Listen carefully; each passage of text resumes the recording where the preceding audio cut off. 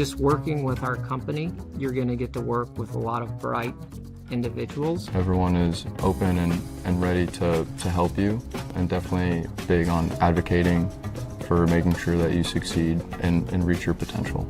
Everyone's goal is the same, to make the best products that we can for our clients and make sure that it is everything and more that it could be. What's kept me here? Our culture. We're genuinely a very great group of people. Everyone's just always willing to lend a hand. When I have a suggestion or a concern and I voice it, leadership actually hears me. As a consultancy, every person has a role and has something to bring to the table. There's just a lot of opportunities here if you're up for the challenge. Jump on board, be part of the fun ride, because we're going places.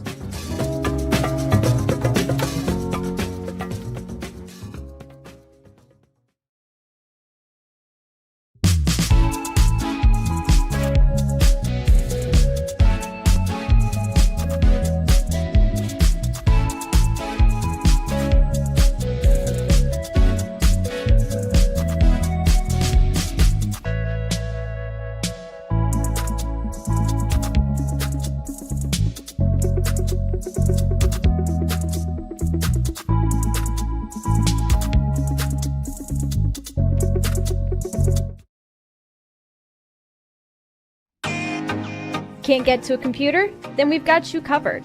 Just go to the IndianaSRN app and stay up to date with all of your favorite teams. You can watch live coverage or relive the experience with our on-demand service.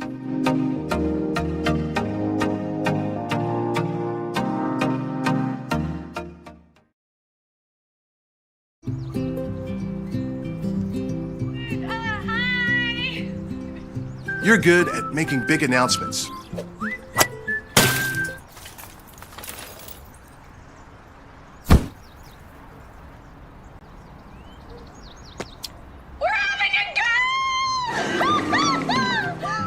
We're good at your insurance. Start with Indiana Farm Bureau Insurance, online, over the phone, or in person, and stop knocking on wood. From warehousing to transportation and everything in between, Piper Logistics does it all. Centrally located, Piper Logistics has 2 warehouses in Indianapolis and a warehouse in Cincinnati, Ohio. Piper Logistics houses over 1 million square feet. Along with our transportation department, we can provide service to half the United States markets.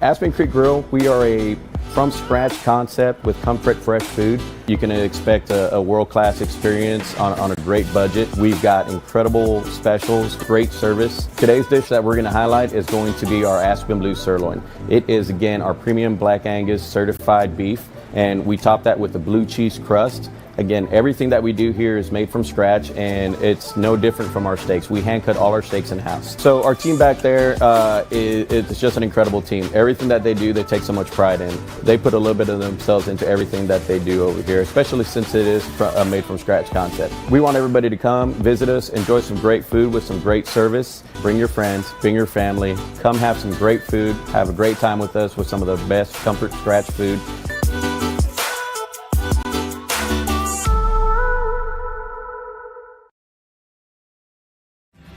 Thinking about what to do after high school? Consider a career with Boilermakers Local 374. As a Boilermaker apprentice, you'll earn while you learn. We offer excellent wages and benefits, and as part of our no-cost hands-on apprenticeship program, you'll learn from the best in state-of-the-art training centers and on the job. Become a union Boilermaker and get on your way to a great career. Find out more, visit www.local374.org or call 219-845-1000.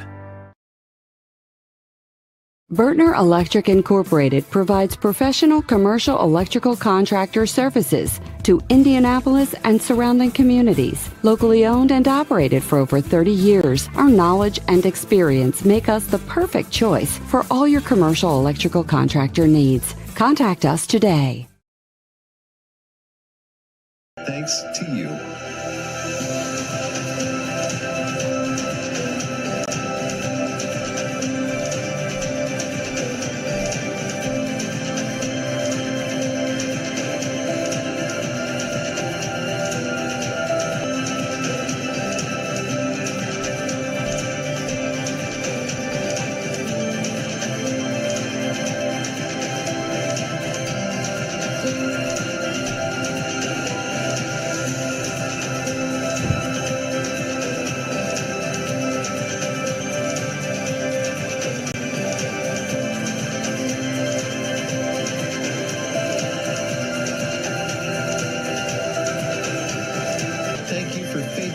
along with us.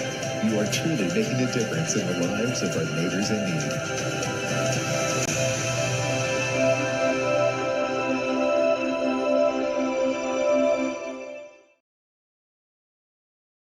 Can't make it to the game? We've got your back. Just go to www.IndianaSRN.org and tune in to all of the live action, or go to our on-demand service and relive your favorite moments.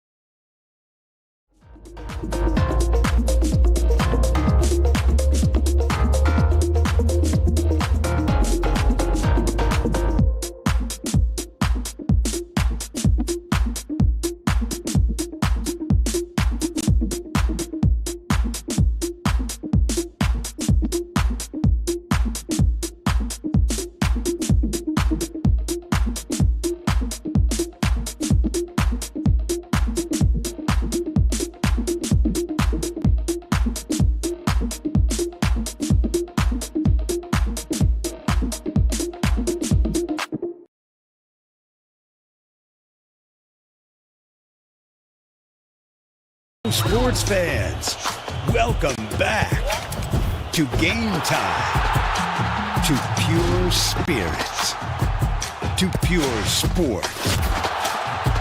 Welcome back to high school sports. Fans, I'm IHSAA Commissioner Paul Knighty, and I just want to say, welcome back. This is Game Time. This is Indiana high school sports. This is your IHSAA. Hey, Indiana, let's clear the air about vaping. Glue, rat poison, paint. We all know these products contain poisons like formaldehyde, arsenic, and lead. And these are just a few of the chemicals you'll find in e-cigarette vapor. Let's clear the air, Indiana. Don't puff this stuff. Visit don'tpuffthisstuff.com to join the fight and spread the word.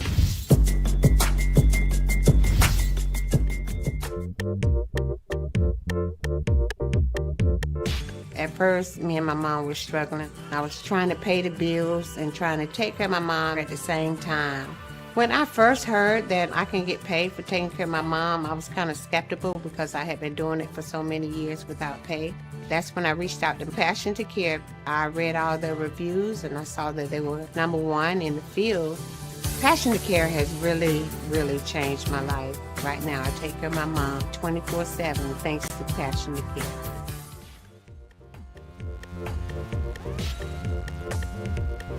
We encourage you to follow us on Twitter at IndianaSRN. Find upcoming games, video highlights, and much more. Follow us now at IndianaSRN.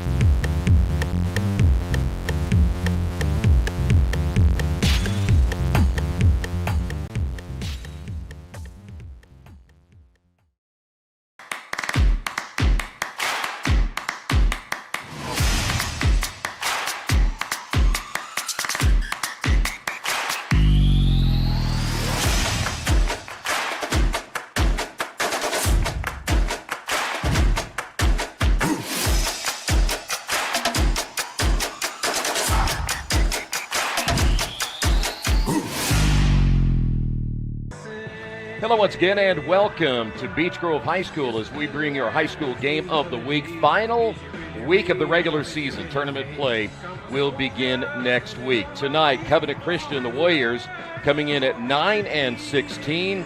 And for the Hornets of Beech Grove on this senior night, they come in at 3-21. We'll get a chance to talk more about these two teams as we go along tonight. But with it being senior night, 3 seniors will be honored here this evening, again, for the Hornets of Beech Grove. And we'll be going downstairs in a few moments and get an opportunity to hear about those 3 seniors, and they'll be honored here along with their family members as well. And then, of course, we'll get the game underway. Covenant a little bit slow in getting here tonight, and they just arrived at the ballpark, so it probably is not going to be a 5:30 start time, probably closer to 5:45 in tonight's matchup. But again, we'll be going to the senior night recognition coming up in just a few moments right here on Indiana SRN.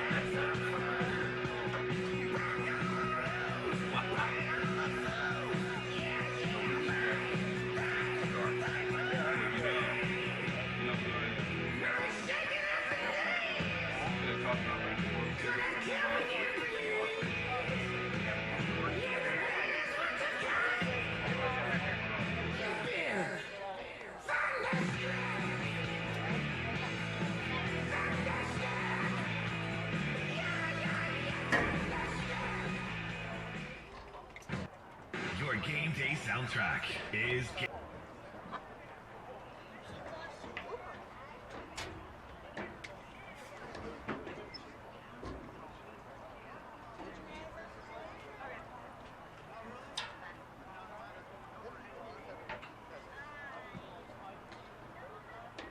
Good evening and welcome to Beech Grove High School at the Jim Hensley Field of Dreams.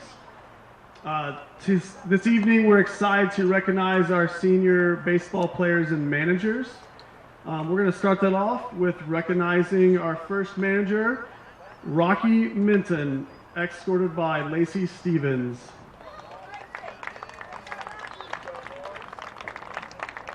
Rocky has been a staple here for Beech Grove Athletics as a manager for boys basketball and this year baseball. He's a wonderful kid and we're definitely going to miss him. Thank you, Rocky, for all the positive enthusiasm you bring to the school and our athletics. Rocky Minton.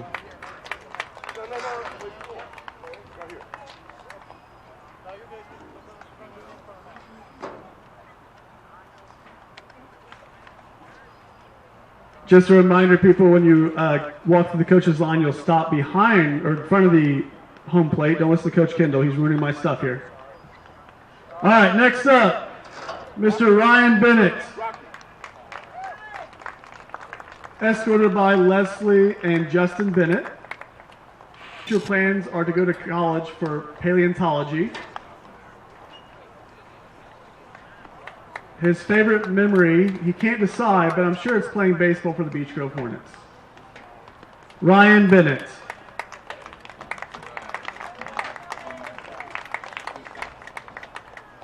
Next up, Andrew Barassi.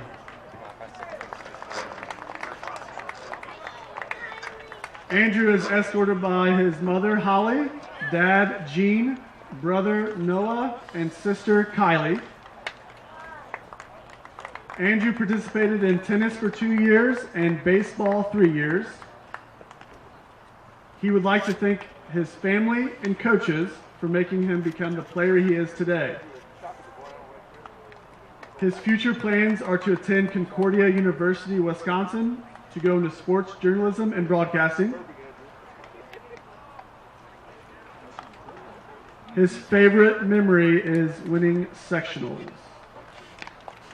Congratulations, Andrew Barassi. Next senior is Tucker McDonald.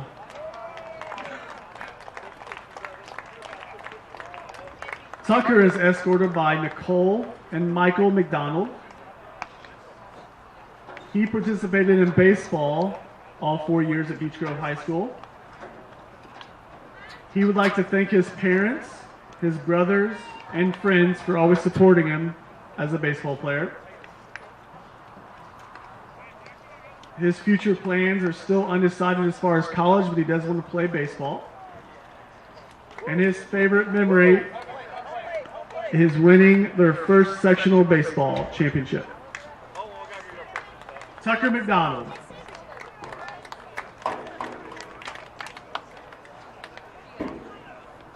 Next up is manager Janelle Robinson. Janelle is escorted by her besties, Kenzie Thacker and Ruthie Wynn, dad, Matt, stepmom, Lily, brother, Jalen, sister, Janae. Her sport she participated in while at Beech Grove High School was varsity cheerleading. She would like to thank her family and coaches for always being there and supporting her throughout the years. Her future plans is to become a welder. Her favorite memory is meeting Coach Robinson's sweet little baby. Janelle Robinson.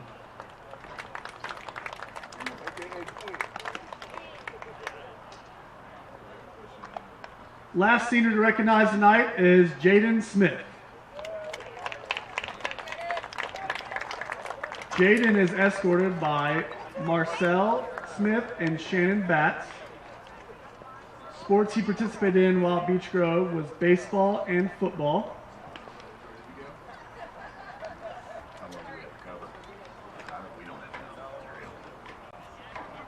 He would like to thank his grandma, his mom, and his dad for their support throughout the years. His future plans are to work construction. And his favorite memory is everyone he's made during his high school years. Congratulations to senior Jaden Smith.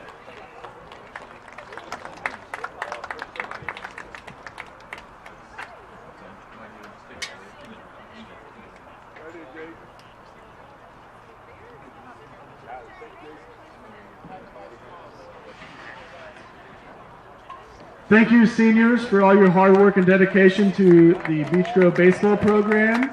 We wish you guys nothing but the luck in your future endeavors.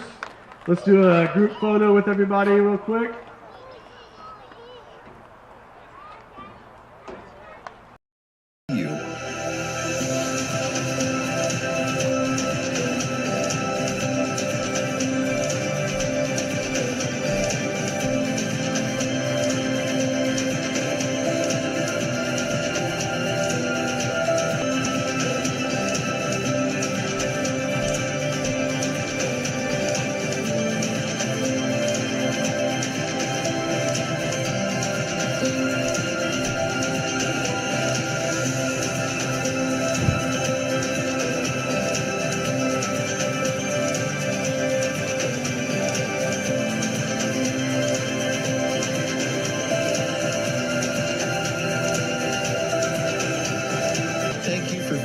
Standing with us.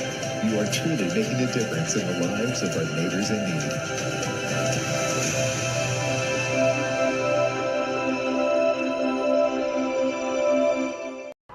Awesome. Thank you, guys.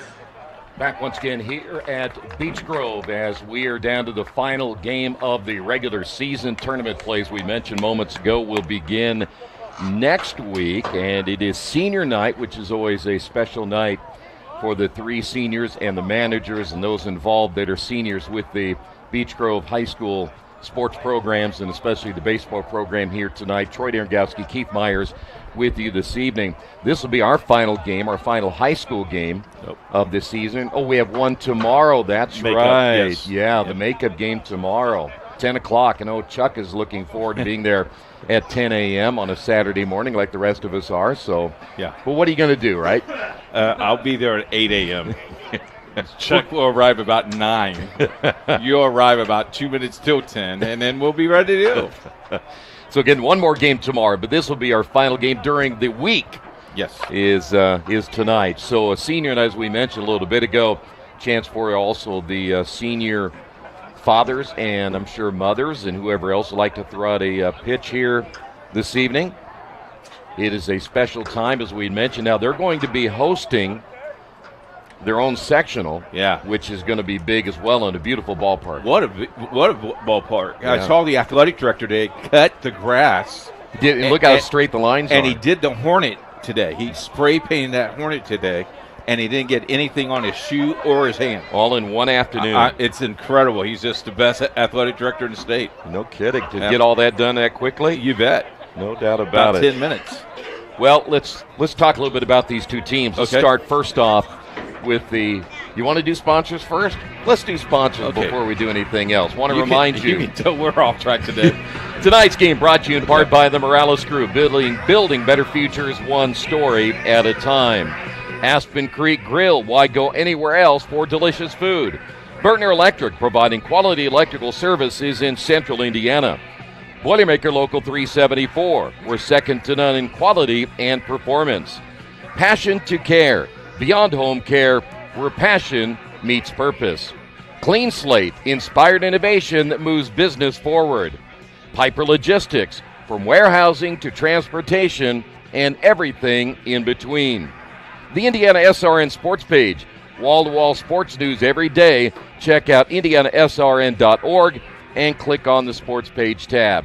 And as always, by the Heartland Collegiate Athletic Conference, watch the best Division III sports on HCAC.tv, where you always have a front row seat. Real quick, I want to say hi to Warren, Zach, and Finley, who took care of us concession stand-wise today.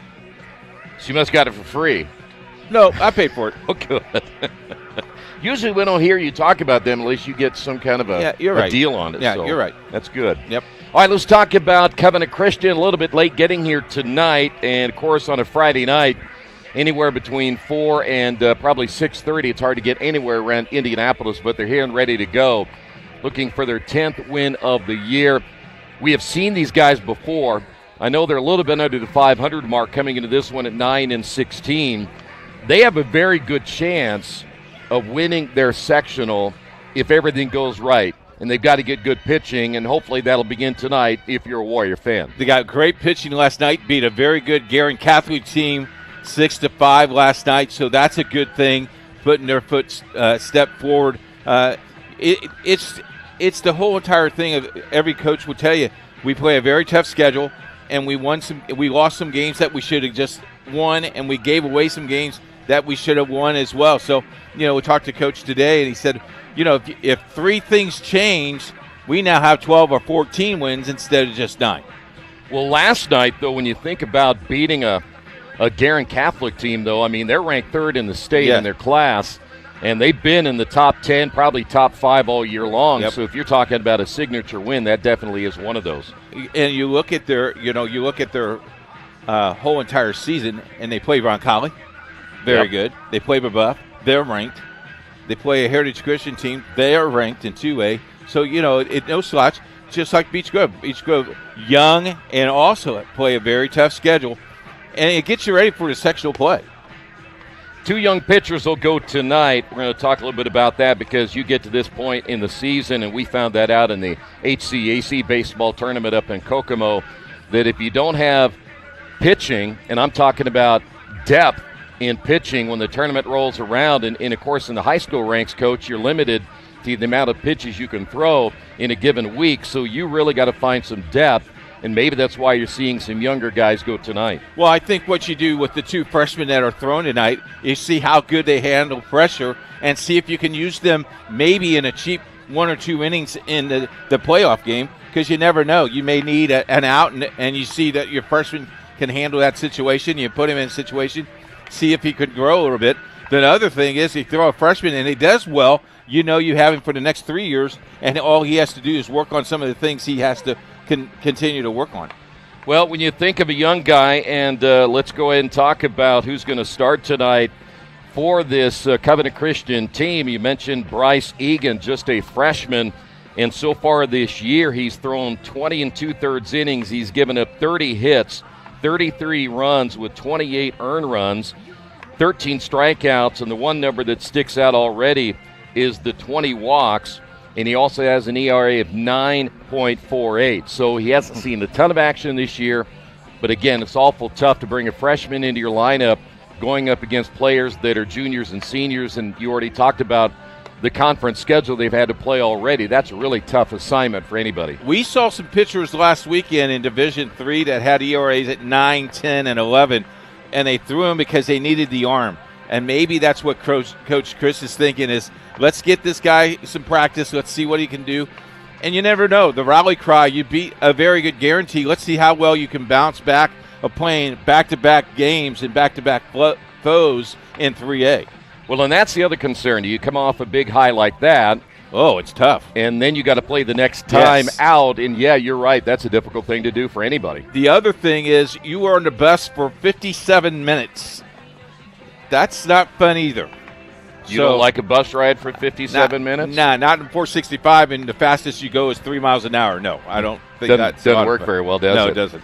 All right, when we come back, we'll talk about Beech Grove. We'll kind of get a feeling where they're at because they will be hosting their own sectional, which I know they're excited about at this certainly beautiful facility that they have here, and I know they're going to be able to build on this program because you have a place that kids like to come and play. Certainly that is a huge hurdle to try to get players to come out and play baseball. We'll talk about the Hornets coming up next right here on IndianaSRN. We really focus on modern application development, DevOps, so automating the whole process of delivering your solution, and cloud architecture. It's very important for mid to large companies to have cloud partners because you can't possibly have all the talent you need to address the complex ecosystem of the cloud. We advise them on all parts of their business. And then when things are defined and we see a clear goal, Clean Slate also then goes and does the work. We have a team that is very passionate about what they do. We love to solve complex problems, and there's a lot of companies out there that will avoid, getting involved in those things, and I think that's why clients like to work with us.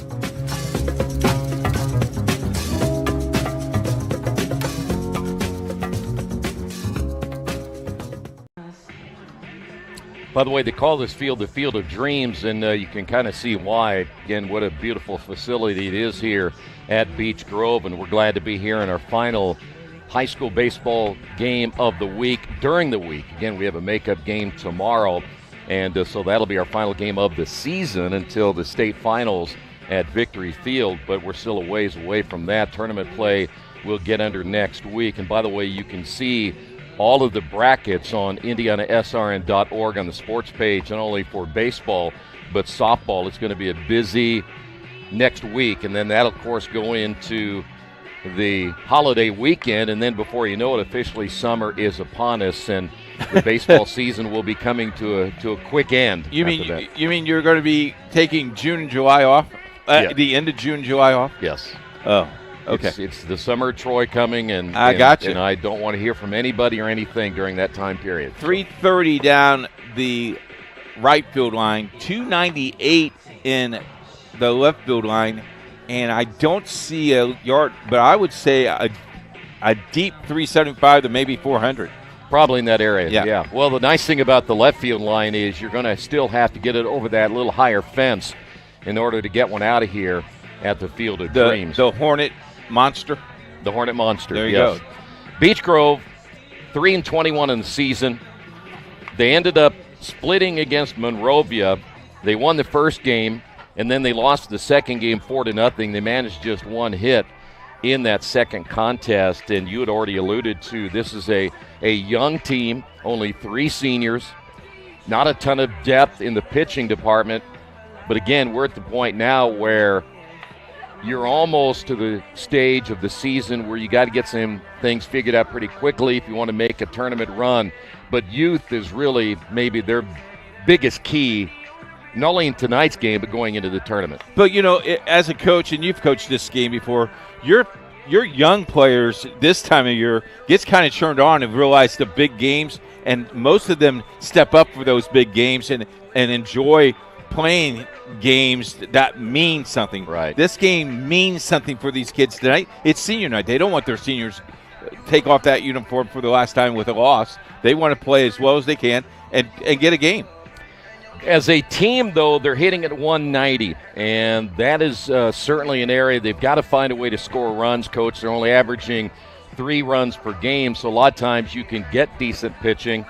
But the bottom line is you got to find a way to score some runs, and if they can't score some runs, it could be not only a tough night tonight, but then that tournament could be tough as well. You just got to get some runs across. Small ball is the game of tonight. I know you love it. Yeah, I love the small ball. I win lots and lots of games that way back in my day, so small ball is the way to go. Well, let's take a look at their pitcher as they will be starting Ethan Corbett. Corbett has thrown 26 innings this year, 28 hits, 26 runs, only 12 earned. Now, you say, what's the big deal about the 12 earned runs out of the 26 runs that he's given up this year? Fielding-wise, they've made some crucial errors. Their fielding percentage at 88%, so you can see why Corbett, when I get to his ERA, you're going to think that's pretty good. 14 walks and 20 strikeouts for Corbett, an 0-1 record, an ERA, Coach, of only 3.23. But, again, he's got to get some guys behind him to field the baseball. Yeah, and that's the key. You who's behind you? Who's going to support you? And how well are you going to adapt it? What a beautiful day, though. Beautiful day to finish up the regular season. And, I don't know if Beech Grove plays tomorrow, but I know Covenant Christian is off, and they're getting ready for their sectional. So. Yeah, everybody's about to the point where you either are throwing some guys. If you're going to win a conference championship, you're probably throwing somebody either tonight or tomorrow to solidify that. But if you're not, you're probably going to throw some guys, like you said earlier, that can get you some depth at some point in the tournament. Can I tell you, back in 1979, I got the ball at Howard High School. Because you were good at this. No, I wasn't good at all. It was a bat boy. It was my senior. It was my 7th year at high school, and he said, "Finally, let's throw him out there. He's still eligible. Let's." 7 years, huh? 7-year senior. That's pretty good. It was awesome back in those days. You'd almost think back in '79, you said, that they had a COVID year there, because like in college now, you can get probably 7-8 years out of it. 7 or 8 years, yeah, you could. You keep transferring and get another year of eligibility, so Who why knows? not? So, all right, it's baseball coming up, as we mentioned. Beech Grove coming in at 3-21, and Ethan Corbett will go tonight. We'll see how that young man will throw this evening. And on the other side, as we mentioned, Bryce Egan will get the start. Egan looking for his second win. Neither one of those two pitchers have thrown past 30 innings this entire season.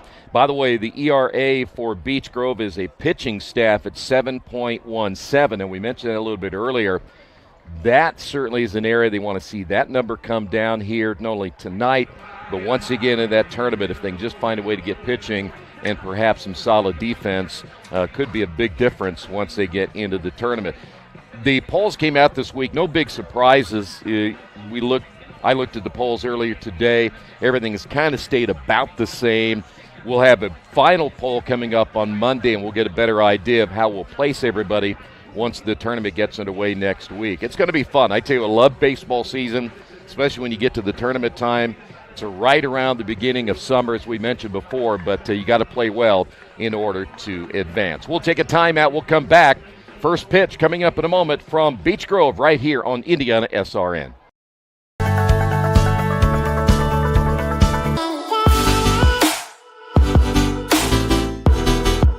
Aspen Creek Grill, we are a from-scratch concept with comfort fresh food. You can expect a world-class experience on a great budget. We've got incredible specials, great service. Today's dish that we're going to highlight is going to be our Aspen Blue Sirloin. It is, again, our premium Black Angus certified beef, and we top that with a blue cheese crust. Again, everything that we do here is made from scratch, and it's no different from our steaks. We hand cut all our steaks in-house. So our team back there it's just an incredible team. Everything that they do, they take so much pride in. They put a little bit of themselves into everything that they do over here, especially since it is a made from scratch concept. We want everybody to come, visit us, enjoy some great food with some great service. Bring your friends, bring your family, come have some great food, have a great time with us with some of the best comfort scratch food.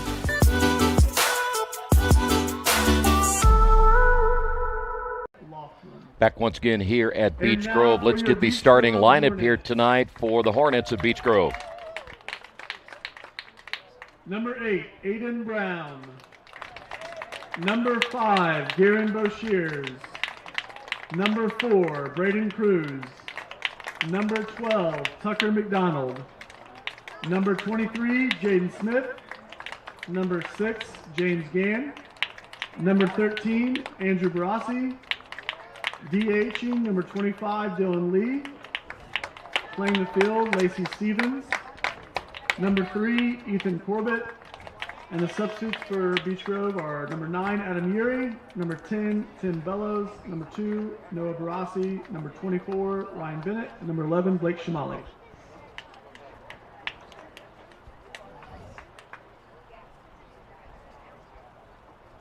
Now, if you are able, please stand and face the flag down the left field line for the playing of the national anthem.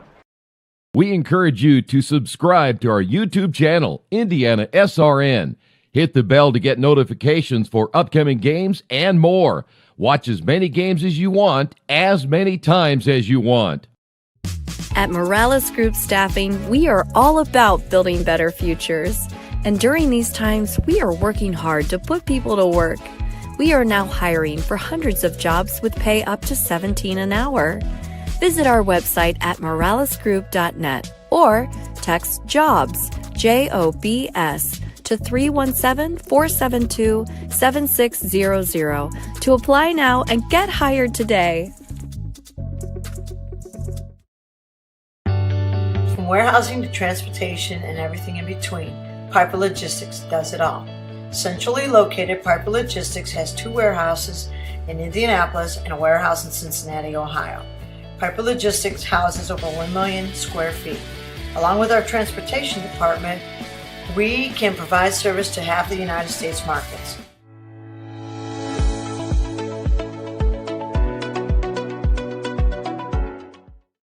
We encourage you to follow us on Twitter at IndianaSRN. Find upcoming games, video highlights, and much more. Follow us now at IndianaSRN.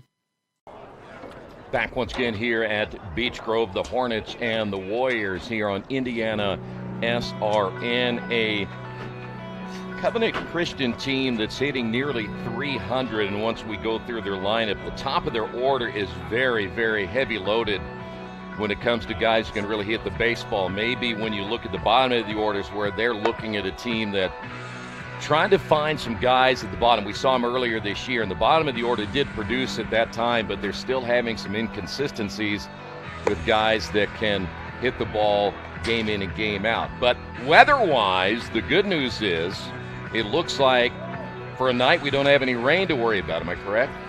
77 for a high. It's already dropped to 73. Cloudy skies. Wind is calm, but it's blowing out to the right field. And it looks like pretty clear. Visibility, you ready for this? 17 miles, so I think you can see forever. No, just 17 miles. Whatever. Right-hander Corbett going. We mentioned his numbers a little bit ago, an ERA of 3.23, and we talked about just a freshman facing a lineup that can be very tough on you at the top of the order. Coach, how important is it him to get ahead in the count, challenge these hitters here tonight, but also we've certainly talked about this a lot when we do baseball, is that let that defense work behind you as well. I think that's the key. Don't overpower yourself. Hit the plate. Let your catcher call your pitches and just hit your spots. Let your outfield and infield do what they do, and I think you'll be fine. He's got to be, both pitchers, a little nervous. Sure. You know. Yeah. I know I'm nervous whenever Chuck is producing. Yeah, I can understand that. You know, butterflies. Nolan Moore lead things off. Now, when you give you an idea of a leadoff hitter, this is the guy, 382, a home run and 9 runs driven in. He's in double figures in stolen bases. So they really want to get him on base because you look at Moore, Jones, Gillespie, and Cope, the top 4. They're kind of the killers of this lineup for Covenant Christian. Official game time at 5:53, and the first pitch is hit well but foul. Boy, he got a head on that one. I wonder how many foul balls never come back. Well, you can ask those fans at the IHSAA baseball tournament first night. We must have lost 85 baseballs. Nobody told the umpire. Nobody told the umpires that they're right there. So, yeah, everybody's like, "Oh, we're going to have to go get that one down the left field line." So we are ready to go once again. Mention it more at 382. You got Jones at 312, Gillespie at 347, and then Blake Cope, the cleanup hitter, coming in at 358. The pitch on the way is way up high, and the count is even at 1 ball and 1 strike. Umpires wearing the helmet for safety. You see a lot of that now with the umpires. The 1-1 pitch on the way is up high, 2-1. Rossi's behind the plate, McDonald at first, Gans at second. Bo Shears is at shortstop with Brown at third. Smith, Cruz, and Stevens in the outfield from left to right. The 2-1 pitch on the way, lifted high in the air once again, and that'll go out of play. We'll go to 2 balls and 2 strikes. What a beautiful field. I love the view. It's really sharp with the trees. Yeah. The field of dreams. 2-2 the count now to Moore. The pitch on the way. Breaking ball, got him looking. Nice pitch there by the youngster Corbett. Fought him up, didn't he? Well, I think he caught Moore a little surprised. My feeling was Moore probably was thinking more of a fastball than a breaking pitch and got fooled, and that'll bring up Nolan Jones. Jones, 312 on the year, no home runs. He has driven in 13. That's a big plus for the freshman Corbett. This pitch is up high. There's a fastball. And the count 1 ball, no strikes. Center fielder Cruz shaded toward left field, anticipating Jones will pull this baseball. Pitch on the inside corner for a strike. We'll go even at 1-1. We were doing the IHSAA baseball tournament, and how many players we saw caught looking on a called third strike. You got to get up there and swing the bat. This has popped up. The catcher, Barossi, there, and it's going to fall foul. Got turned, got rid of the mask in time, and located the baseball, unfortunately unable to finish it off. Yeah, your infielders really need to tell them where because he's looking straight up. He needs some help there.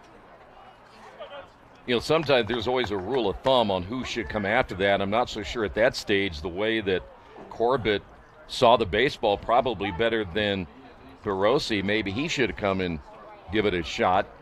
Here's the 1-2 pitch on the way. Another breaking ball. Got him looking as well. 2 in a row. He's twisting that off pretty well, Troy. Well, I'll tell you what, you got to like it. He threw the last one a 2-2 pitch, breaking pitch. This one a 1-2 pitch for a breaking pitch once again, and another strike. And that'll bring up Ty Gillespie at 347. No home runs and 19 runs driven in. Just tells you he's not afraid to throw it. Yeah. Popped him up, and that'll go foul. Well, that also shows confidence in your breaking pitch. And when he shows that, players see that, and you start feeling pretty good about your opportunity. We know Gillespie pretty well from, of course, other sports he has played, but he also has some of the flashiest shoes in all of high school baseball. Yes, that's true. 1 ball and 1 strike. Gillespie leads the team in runs driven in. That breaking pitch is outside. We'll go to 2-1. Senior day here for the Hornets. They're hoping to get a win here tonight. Tournament right around the corner. That pitch a little bit low.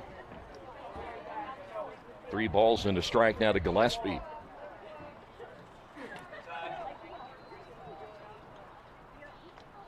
The pitch on the way, hit well toward the third baseman. Diving is Brown, can't come up with it. A 2-out single by Gillespie. And a man on here in the top half of inning number 1. That'll bring up Blake Cope. Cope at 358, no home runs. He has driven in 13. It's a team that has scored 141 runs this season. So a 294 batting average. So you take off the armband, you take off the glove, and you bring in the oven glove. And got to protect those fingers. I guess as a shortstop. All right. Cope in from the left side. Hits this one toward the second baseman, Gann. He will field and throw. And that'll do it for Covenant. Top of the first. No score.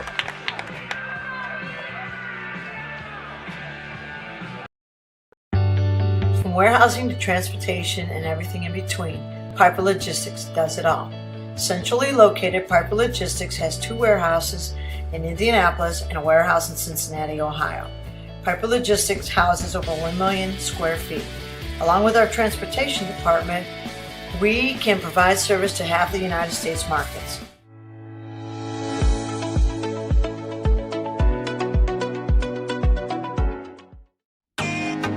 Can't get to a computer? Then we've got you covered. Just go to the IndianaSRN app and stay up to date with all of your favorite teams. You can watch live coverage or relive the experience with our on-demand service.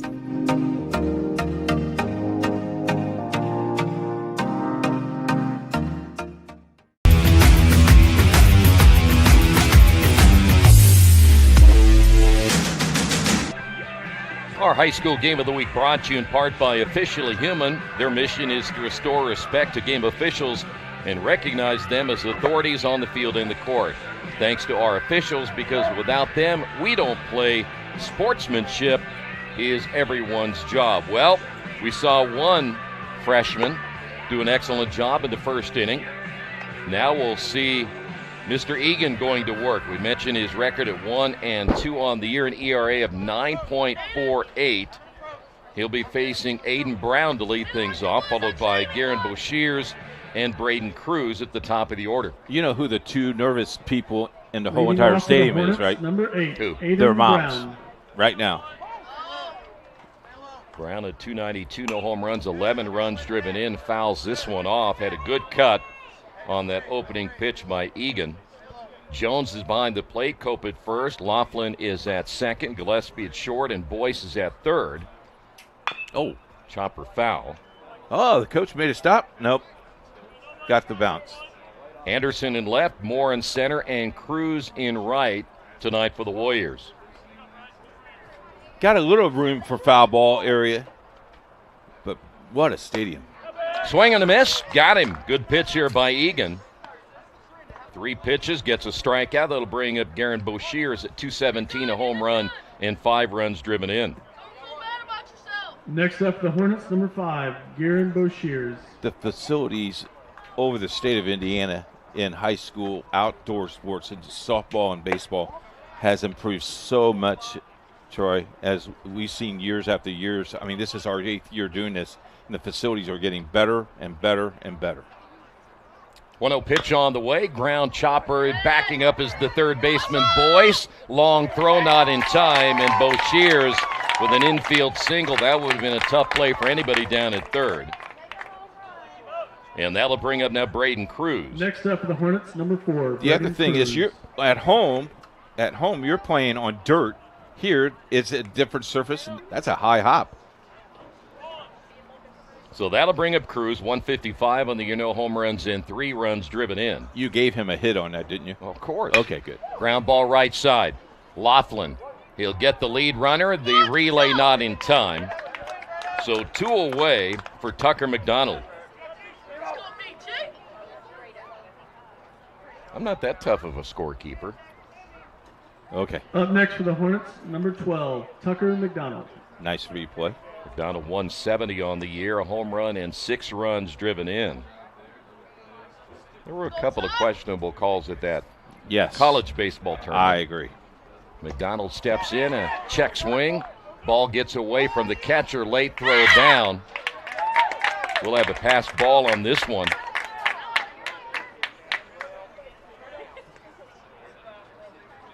No balls and a strike down to McDonald, the cleanup hitter. 1 ball, 1 strike. First pass ball of the night. Got to go back here with a fastball. Egan comes set, and the pitch on the way, missed outside. 2 balls and a strike. Jaden Smith on deck.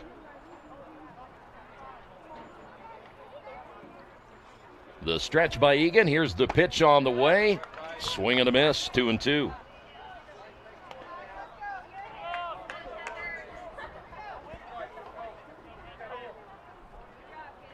Smith, one of the 3 seniors being honored in pregame ceremonies tonight. Breaking pitch, got him looking. Frozen rope. 2 strikeouts in the half inning for Egan. After 1, no score.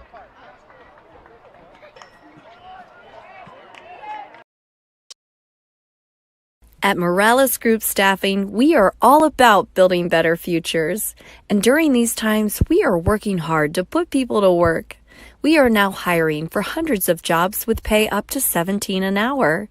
Visit our website at moralesgroup.net or text JOBS, JOBS, to 317-472-7600 to apply now and get hired today. We encourage you to subscribe to our YouTube channel, IndianaSRN. Hit the bell to get notifications for upcoming games and more. Watch as many games as you want, as many times as you want.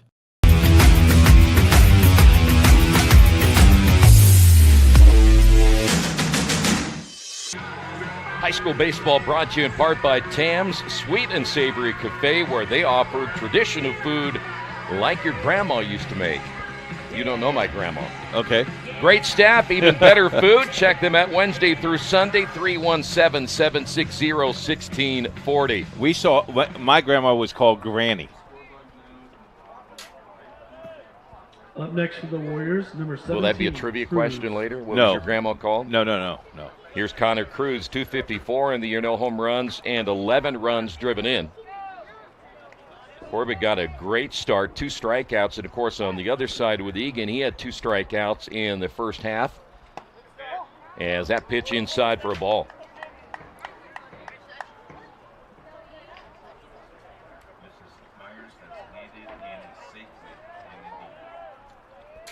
Here's the 1-0 pitch, low and inside, 2 balls, no strikes. He's a big drink of water, isn't he? He is. Fastball stays inside, 3 balls and no strikes. That's the second 3-ball count we have seen tonight. You take or do you let him hit? I tell you what, I take. Okay. I'm going to let him hit. He's 254. I make sure he takes. Inside corner for a strike. I think he took. I can't wait till we get a runner at third because we're going to squeeze, you're baby. Going to squeeze every time. Exactly right. Here's the 3-1 pitch, hit well down the line but foul. Now let's see if Corbett comes back with that breaking ball that got a strike out of Moore and Jones in the first inning.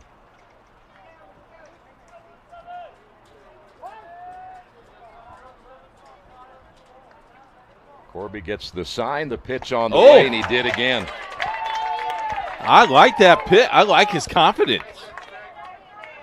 Now, if I got him the second time around, Coach, I know if I'm down 2 strikes, exactly. I'm getting that pitch. going to get that big. Yeah. Here's Jamison Laughlin at 284, no home runs and 10 runs driven in. He's been on fire lately. 3 strikeouts now and an inning and a third.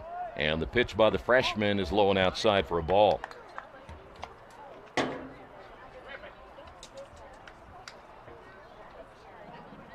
Bryce Egan is on deck, the opposing pitcher, getting a chance to face Corbett here in the inning. Breaking pitch stays up high, 2 balls and no strike. He ball is a strike. Delayed strike. Oh, my. Yep. Ooh. All right. 1 ball, 1 strike then. Here's the pitch. Popped him up. Shortstop. Mo Shears is there. Makes the catch. I tell you what, he's throwing the ball exactly where you need it to let them make contact and let his infielders and outfielders play the ball. And as a freshman, that's all you want, right? You want them to put the ball in play. Well, if I'm Laughlin next time, I'm going to say, listen, if that pitch comes up there again, I'm hitting it. I'm hitting it this time. Here's Egan, 171 on the year.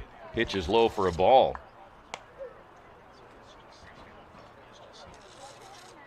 Egan with no home runs. He has driven in 3. Corbett with the late kick and the pitch. Missed up high.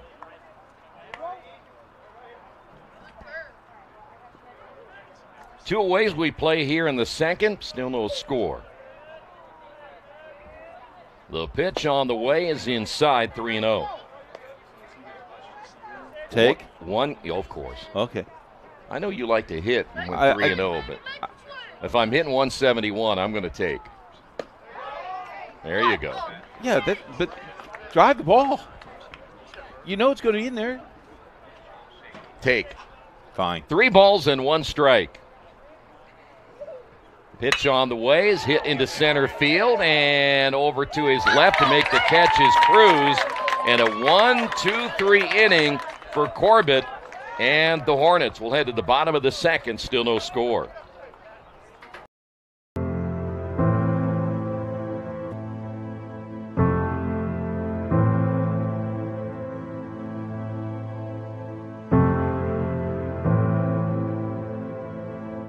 Calling officials cheaters or corrupt, it's not a game. Insulting referees, it's not a game. Threatening officials, it's not a game. Berating young umpires, learning the ropes, it's not a game. Violent language in the stands, it's not a game. Verbal abuse from the sideline, it's not a game. Screaming at a referee in the parking lot, it's not a game.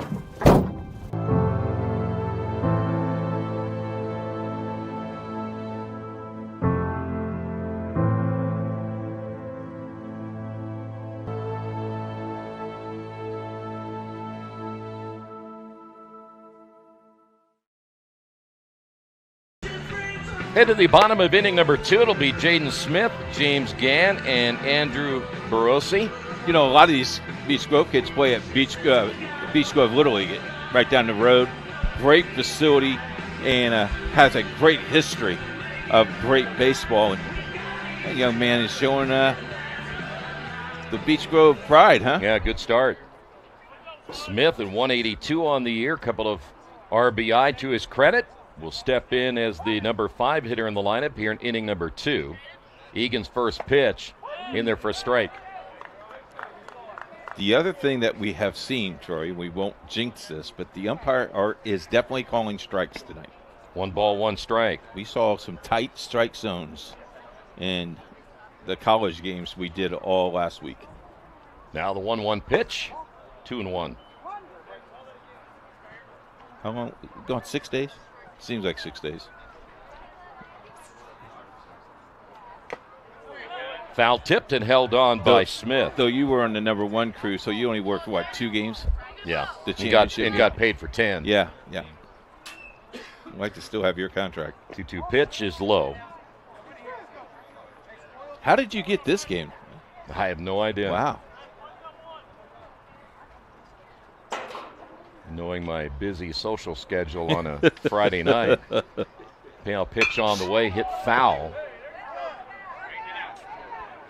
In a couple of years, that will be where the field house is, and the field house people will have to go get that ball. What are they going to do with that big pole over there?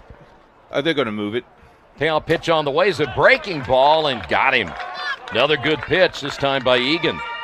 Stand up. That is his 3rd strikeout.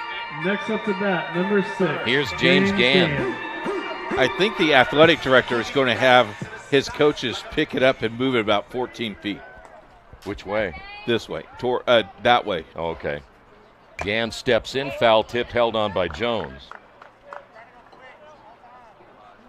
So there's going to be a new building over there? There's some plans already, yes. Pitch inside. You look at this facility the last couple of years, it's just football field is awesome. We will be here for football next fall. There's a strike. I do believe they're on the game of the week twice next year, if I'm not mistaken. 1 ball, 2 strikes to Gann. Pitch outside. We're here for basketball. I know I was here for one game. Yes. Well, it's nice when people like you and they welcome you back. The 2-2 pitch on the way. Got him looking. That is now 4 strikeouts so far for Egan. Next up, number 13, Andrew Barassi. Here's Andrew Barassi, 167 on the year. No home runs and 4 runs driven in. Everybody's got a walk-up. Pitch is outside. 1 ball, no strikes. We can always do that whole thing when we played. We were lucky to even have a press box anywhere. Pitch is low, 2-0. We had a girl that had a megaphone.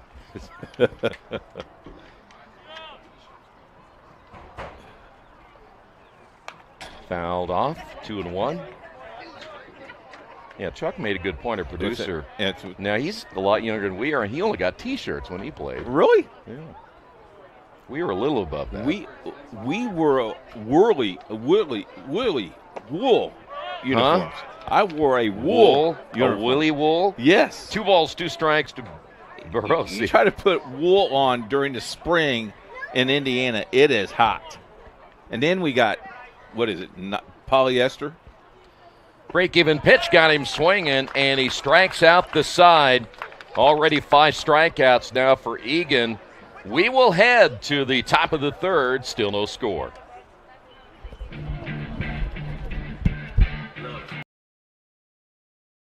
At first, me and my mom were struggling. I was trying to pay the bills and trying to take care of my mom at the same time.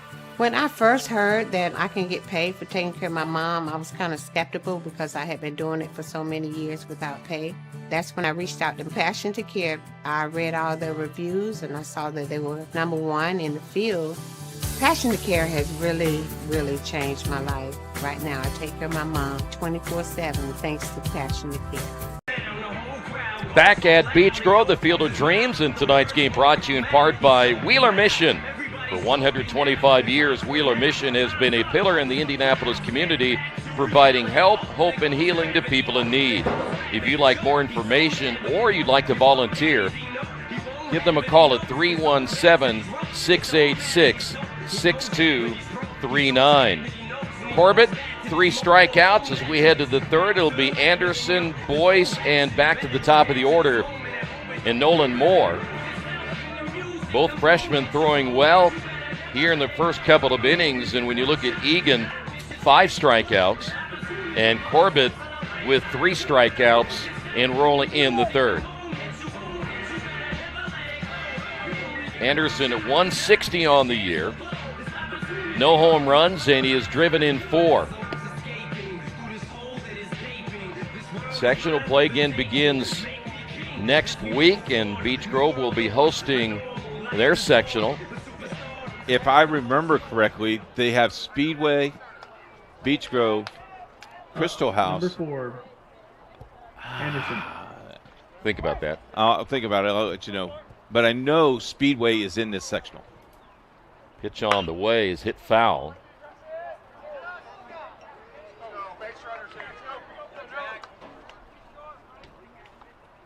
We're going to get that baseball back. You know, you host a facility like this, you want to host. Sure you do. Oh, Yeah. absolutely. And the concession stand people are great. Nachos were great. I bet they were. Uh-huh. Good thing your wife doesn't know. Here's the 0-1. Popped up right side. The second baseman, Gann, is there. Will catch that one for 1 away. My staff just shared with me. Purdue Poly, Speedway, Heron, Washington, George Washington, and Beech Grove. Okay. Number 13, Boyce. 5 teams in the sectional. I do believe Crystal House was in the sectional, but does not have a baseball program. Okay. Is Henry- that your football sectional as well? No. Henry Boyce, 274 of the year, no home runs and 13 runs driven in. Swings and misses on that one. The ISHA 2 weeks ago, maybe 3 weeks ago, realigned everyone, and I'm still it's kind of confusing for me. The 0-1 pitch. Down the line, that'll be a fair ball for Boyce. Extra bases. Smith deep in the corner. Boyce heading to second. He'll make the turn there and hold up with a double. First extra base hit of the night, the second hit now for Covenant Christian. Ball had eyes. Batter, number 24, Moore. Back to the top of the order now, Nolan Moore. Now he got fooled with a curveball. He did. It was a 2-2 pitch. Got looking. So now for the first time tonight, we have a runner in scoring position.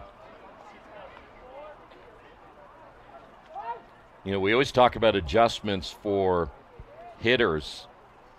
The second and third time around when you see a pitcher, you kind of get an idea a little bit as that ball gets away from the catcher, Barossi, and so an advancement to third. That should be a wild pitch. I think he had to still sign on because he was taken off before the pitch was even gone. As I mentioned a little bit ago, you start to get a little feeling of what the pattern is of the pitcher. The infield is in now, and that pitch stays up high. 2 balls and no strikes.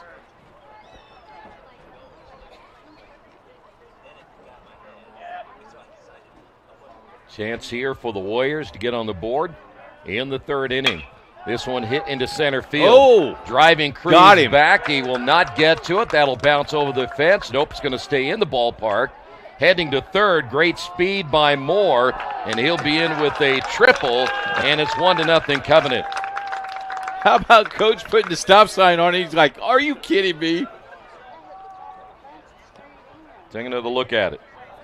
Number This hit the top of the fence, didn't it?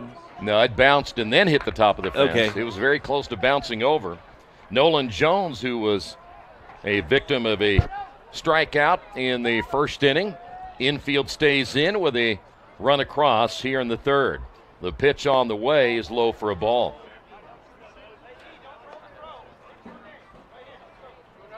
Got to knock this down. You got to get the second out.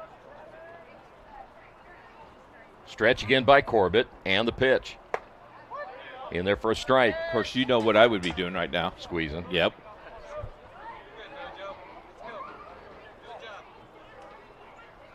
I doubt Jones is bunting a whole lot, so maybe that wouldn't be a good idea. At 3-12 on the year, pitch getting away from the catcher, not far enough for the runner at third to score. So 2 balls and a strike now to Nolan Jones. Beech Grove's new sectionals, I'll go with that with you.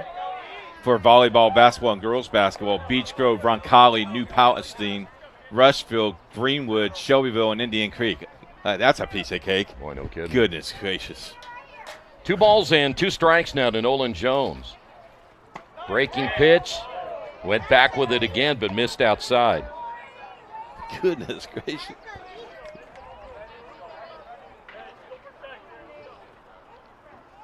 Jones has 13 runs driven in. Moore just picked up his 10th RBI, and that will miss the strike zone for ball 4, and that's his first walk. And here is Ty Next Gillespie. Up, number 2, Gillespie. Now, you watch. They will steal Jones. If Gillespie gets a good pitch to hit here, he'll look to drive this one. We got a pinch runner.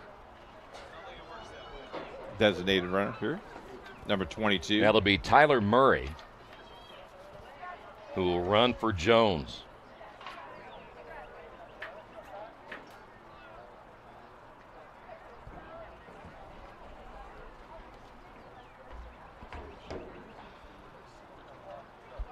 Actually, we're going to say it's going to be 22, not 23, which is Kason Suits.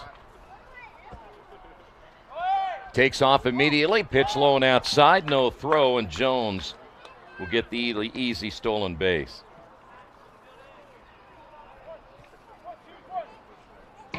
Still got to keep the ball in front. Still just 1 away as Gillespie back in. The pitch is up high, 2-0. The concern you have right now for Corbett is how often now he is falling behind the hitters. And then he's got to come back with something if he wants to get a strike. Gillespie, 19 runs driven in, hits this one well into left field. This is out of here. No doubter on that one. 3-run shot, Gillespie, his first home run of the year, and all of a sudden it's 4-0. Hung that up a little bit, drove it.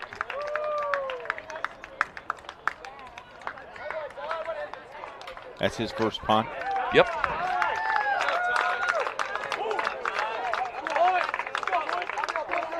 That was what you call a no-doubter. Yes. And that's also the issue again when you fall behind in the count. You have to come back with something across the strike zone, and the next thing you know, you get a ball to drive, and that's what happened there for Gillespie. And that'll bring up now Blake Cope.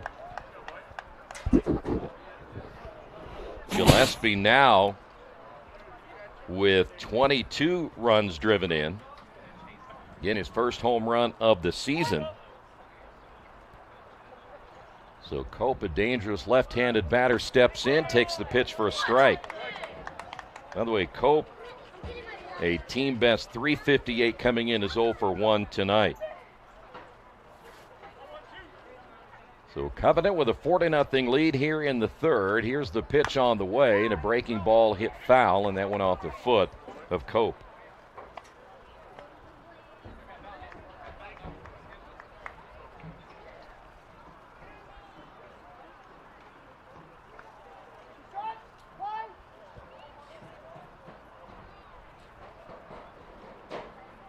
Two pitch on the way, ground ball to the second baseman, bobbles it, and he will not recover in time. That'll be an error on Gann. The inning will continue with just one away. And as we will see in a lot of baseball, no matter what level it is, you're sailing along, and all of a sudden everything just kind of stops on you and falls apart. So now Cruz will step up, a strikeout victim in the second inning. But as we said before, you see a pitcher for the second and third time, and he nearly threw that one away. When you start seeing a pitcher that many times, you start to get a pattern of what he might be throwing. You also get a better idea of when he throws a fastball, how fast he throws it, generally when he'll throw it. There's a breaking ball. Cruz waiting on that one and fouls it off. A lot of times as a pitcher, you got to come back and maybe change a little bit what pitch you're going to throw in what situation. And for Covenant, they're now coming out swinging the bats here, as that's a little chin music. Covenant Christian will play in the Sheridan sectional. Sheridan will play University on the 22nd. Cascade and Cardinal Ritter will play on the 22nd the same day. And then Covenant Christian received a bye. They will play Riverside on the 27th at 12 noon. Championship game is not been determined yet, but it will be a night game. 2 balls and a strike now to Cruz. Up in Sheridan, Indiana. We've been there for a sectional. Yep. I think we've been everywhere, at least once. Feels like it sometimes. 2-1 pitch, breaking ball, and he got him on that one. 2-2. Nice pitch again by Corbett. So 2-2 now to Cruz. 7th hitter in the inning. Runner takes off, breaking pitch, hit well into left field, and coming over to make the catch will be Smith. Look at this arm. That arm will... Got him. Did he double him? Yes. What an arm. Throw by Smith in left field to double Cope off at first base. But 4 runs across. We into the bottom half of inning number 3. Covenant leads it 4-0. Can't make it to the game? We've got your back. Just go to www.IndianaSRN.org and tune in to all of the live action, or go to our on-demand service and relive your favorite moments. We never really realize how much we depend on electricity until the power goes out. Get those lights back on when you choose the certified electricians at Bertner Electric Incorporated. Locally owned and operated, we are a member of the Better Business Bureau and provide only the highest quality of customer service. For more information, give us a call today. We encourage you to subscribe to our YouTube channel, IndianaSRN. Hit the bell to get notifications for upcoming games and more. Watch as many games as you want, as many times as you want. Tonight's game brought to you in part by Boilermaker Local 374, where they represent highly skilled, highly motivated workers in field construction and metal fabrication in the state of Indiana. Start your career with Boilermaker Local 374 by giving them a call at 219-845-1000. Dylan Lee will lead things off, the designated hitter, here in the bottom of the third. And the pitch on the way by Egan is in there for a strike. Our TJ is fired up tonight. Is he? Did you hear him? Yeah, I did.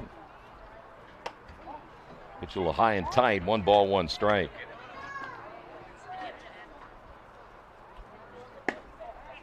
Outside, 3 balls and a strike.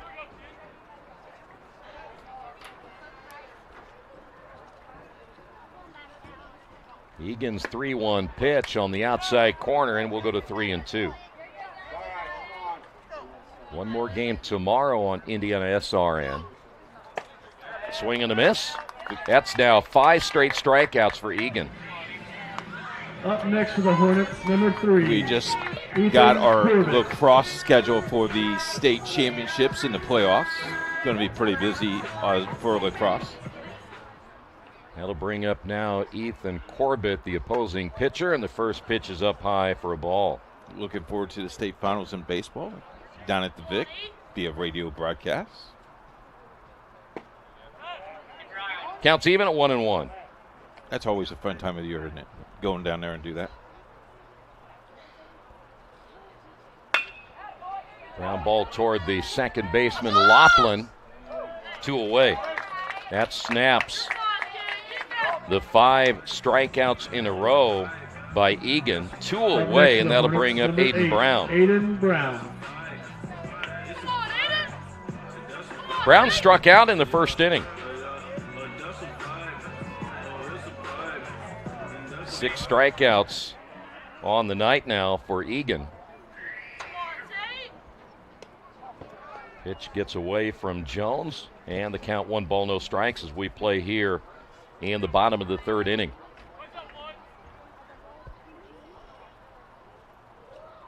The 1-0 pitch on the way, good cut. Count is even at 1-1.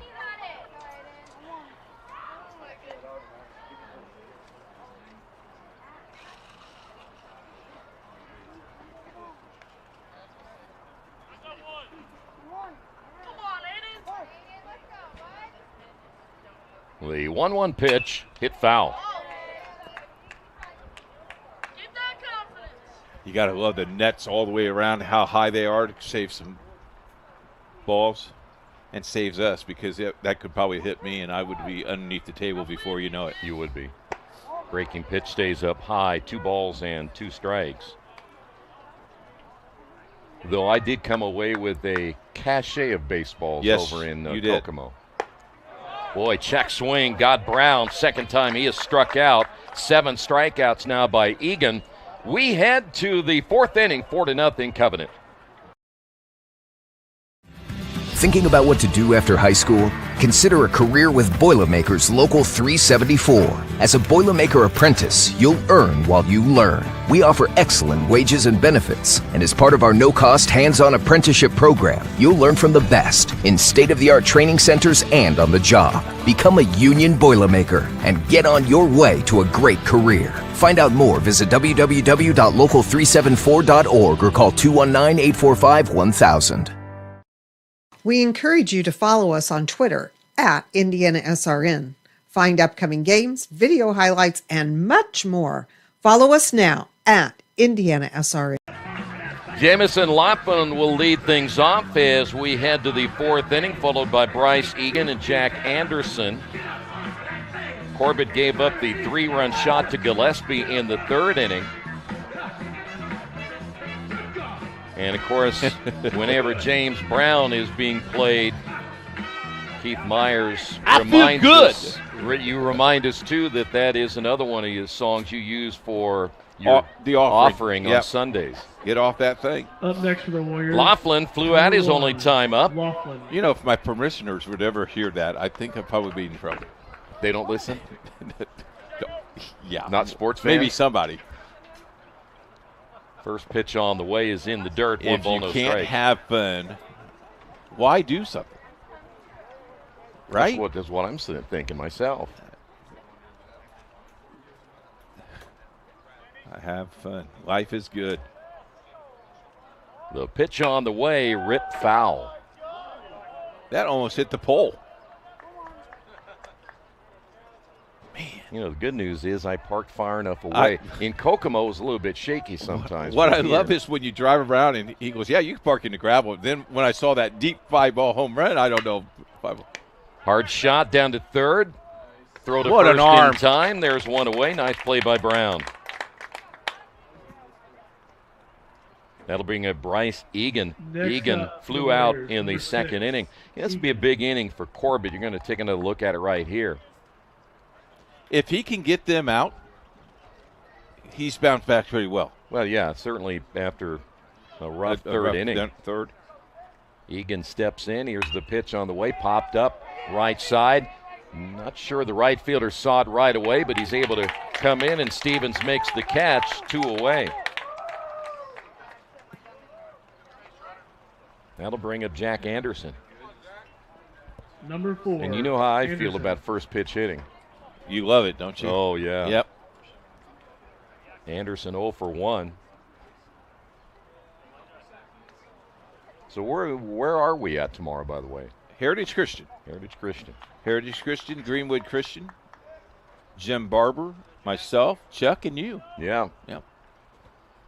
10 a.m. start. Can't wait. Production time is at 6:30 if you'd like to make it. Here's the 1-0. Swing and a miss. I'm sure you will not make it. Yeah, I can see us trying to get into that ballpark at 6:30 in No, the morning. I can't get in there about 7:45, and I will probably do that. You have fun with that. You're welcome. Here's the 1-1 pitch. Swing and a miss. But I will tell you, how about this facility? This is waiting for us and open and ready to go for us. Athletic directors are right on top of things. I bet they wouldn't do it at 6:30 in the morning. Probably not. He'd probably be sleeping at 6:30 in the morning. 1-2 hit foul. Here's how his voicemail. Keith, I know this is you. No. Call me in a couple of hours. 1-2 to Anderson. 2 away here in the top of inning number 4. His sectional baseball and softball will not get him much sleep in the next couple of weeks, though. Breaking ball, chopper left side, charging is Brown, throws and throws it away. So that'll be an error on the third baseman, Brown. He made that nice play. This time he cut in front of Bo Shears. Take another look at it. Let's see where he left this ball here. Next up for the Warriors. Here's Boyce. Number 13, Boyce. I think he kind of felt there at the end he was going to have to throw that a little bit harder than anticipated because I think Anderson got down the line pretty quick. Yep. Boyce doubled and scored one of the 4 runs in the third inning. Takes a breaking pitch in there for a strike.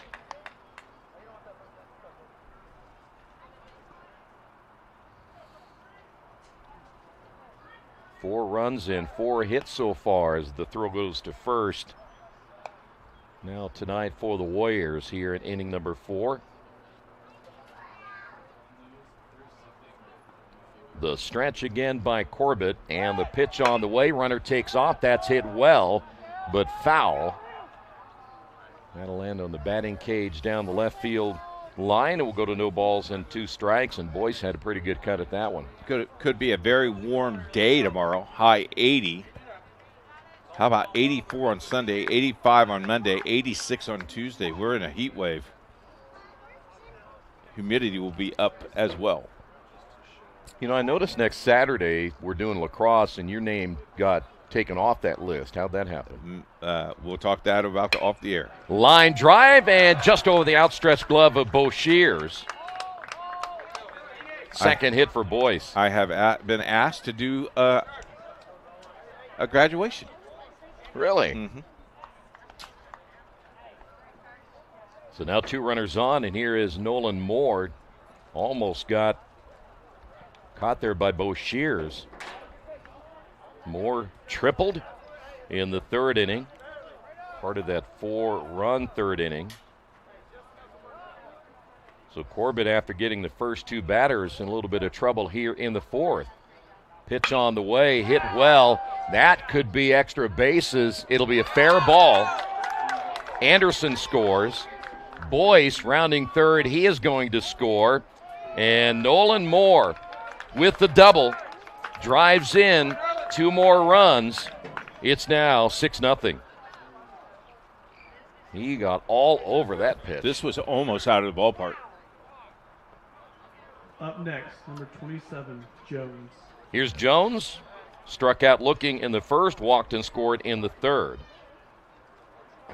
It's kind of funny watching Jack Anderson rounding third. There's 2 outs. He almost stopped. He almost stopped. He did. So Jones will step in. Corbett with the pitch. Called for a balk. Yep. So the runner will advance on to third. Don't think he stopped.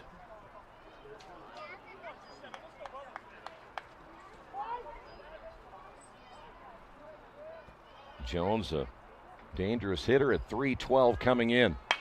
Popped it up. First baseman McDonald in foul territory. Then the pitcher comes over and Corbett makes the catch. But 2 runs across here in the fourth. 6-0 Covenant. Can't get to a computer? Then we've got you covered. Just go to the IndianaSRN app and stay up to date with all of your favorite teams. You can watch live coverage or relive the experience with our on-demand service.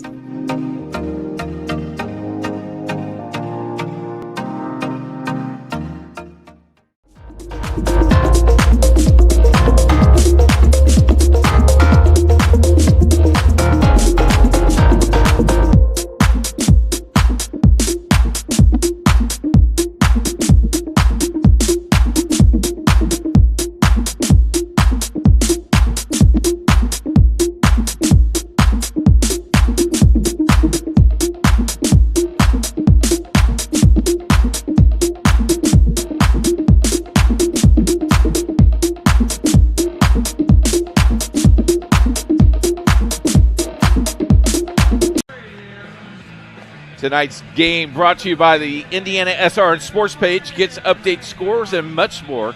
Check out our daily sports page on IndianaSRN, where you always have a front row seat. You're always something. Yep. We head to the bottom of the fourth. Boshears, Cruz, and McDonald all due up. Do you know the sports page? Do you watch it, listen to it? Or do I read it? Yeah. Yeah. Yeah. Watch, listen, read. They got great guy. Some guy writes articles for them. It's really good. It is good. Yep. By the way, Boshears 0 for 1 as Number Egan 5, 7 Boshears. strikeouts in 3 innings of work. Boshears singled in that first inning. I mentioned he was 0 for 1. He's actually 1 for 1, but then ended up getting thrown out in that first inning, and the pitch is low for a ball. I have tonight's attendance whenever you're ready. Oh, I can't wait for this. Okay. Yeah, I'm shocked. It's a record. It's a record. Ooh, that hit the umpires in the mask. Count is even at 1 ball and 1 strike now to Boshears. So how many are you counting? 75,412 with 7 no-shows and 10 on their way. There you go. Yep.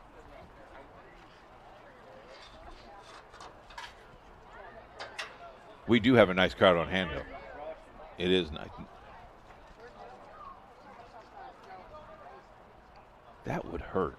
Off the mask. No, it doesn't really hurt. It kind of... It wakes you up. It'll shock you a little bit, sure. Pitch is in there for a strike, 1 and 2.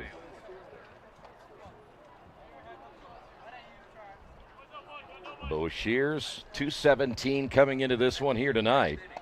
Pitch bouncing. We'll go to 2 and 2. Well, I've offered to throw a baseball at you if you want me to. I can.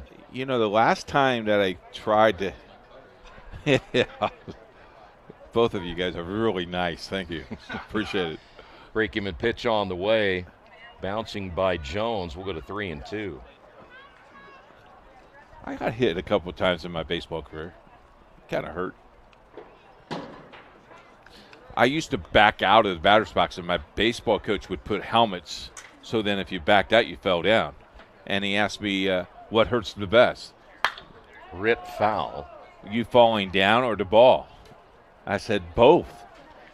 I would I'd actually put bats back there, and that way you could twist an ankle or two. Oh, that and was then when really, you went down, then I'd throw the ball at you and hit you there too. That's brilliant. Sure it is. You're so nice. Though I do hold the world record for picking up rocks in a game. You do. 3 balls and 2 strikes to Bo Shears here in the 4th. That'll be ball 4. I believe that's the first walk given up tonight by Egan.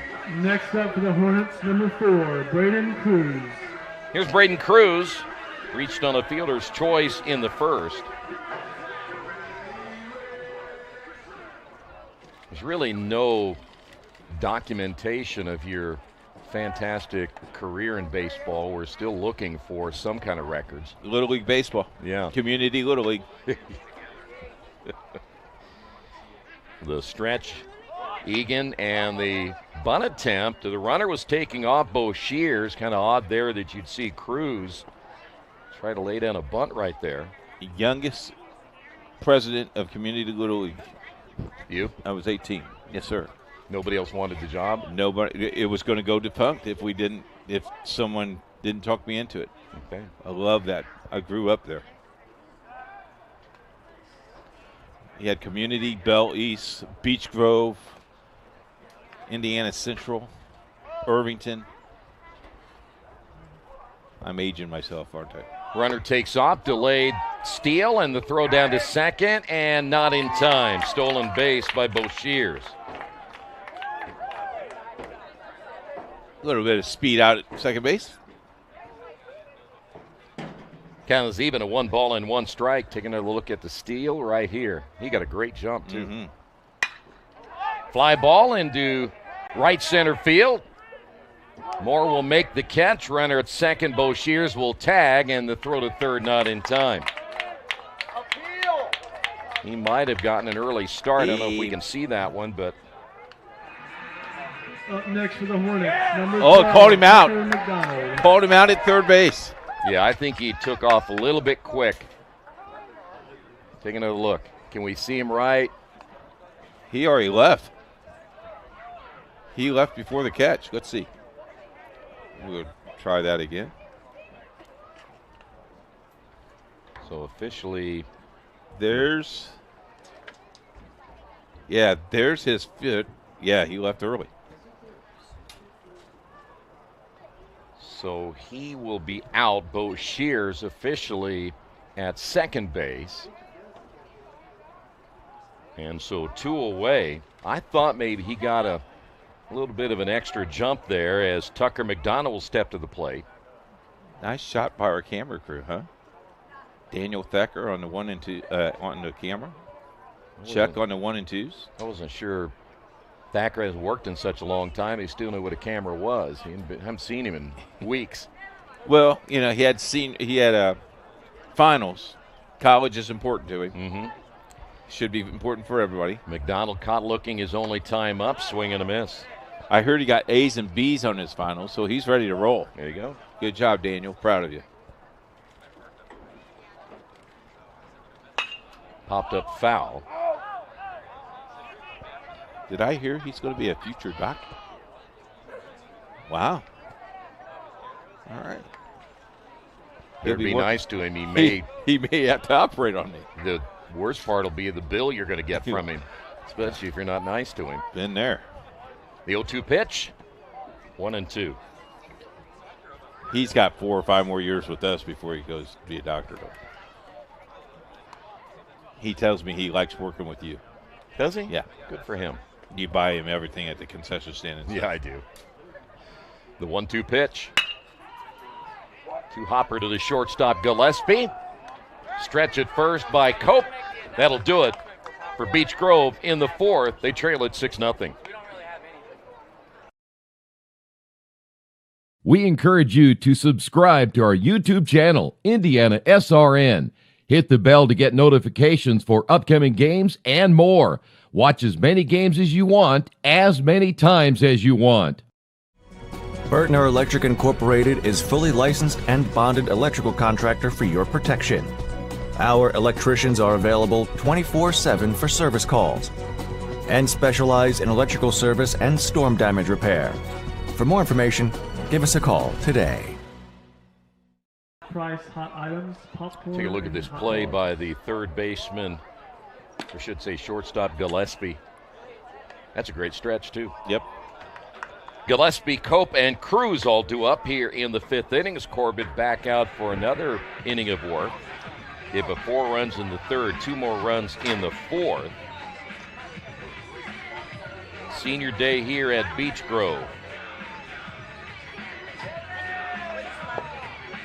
Don't forget, tomorrow on the sports page, we'll have all the high school baseball and softball scores. And by the way, the college Division I tournament is underway. We'll have those scores. Did it start today? Started today. That's regionals today, right? Yep. Regionals this week, super regionals next week? Yep.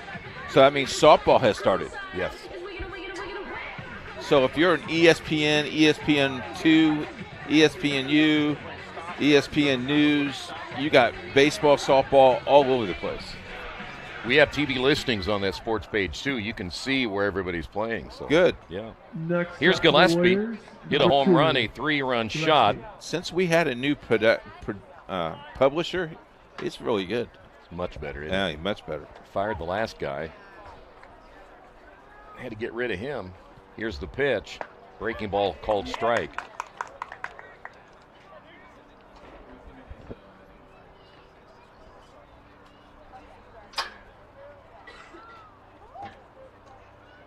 Corbett, long look, and the pitch.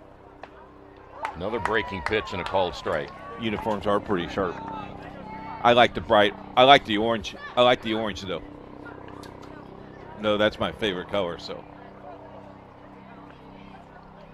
The 0-2 pitch on the way, and it bounces in front of the catcher. We'll go to 1-2. I do like the socks on the batter, Gillespie. Helicopters flying over. IndianaSRN helicopter. 1-2 pitch. Breaking ball hit foul. I think Jerry's up there with the.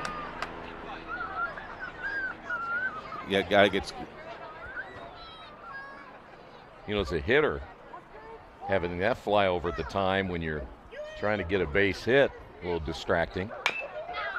Chopper foul. Fair ball. Brown at third. Throws wide.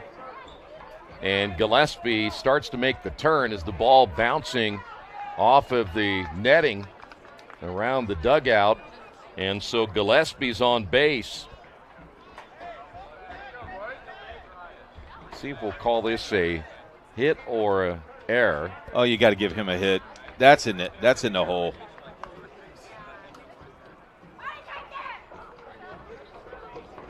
So here's Cope.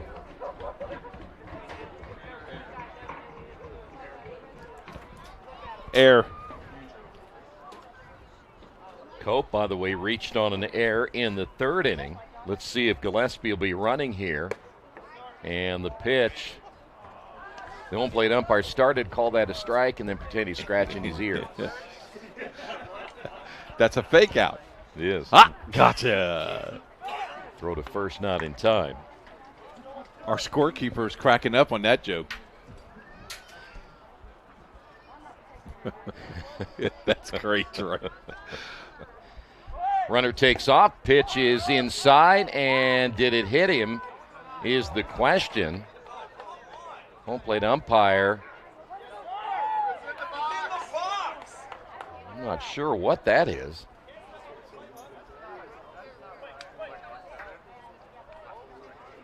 All right, can you explain this to me?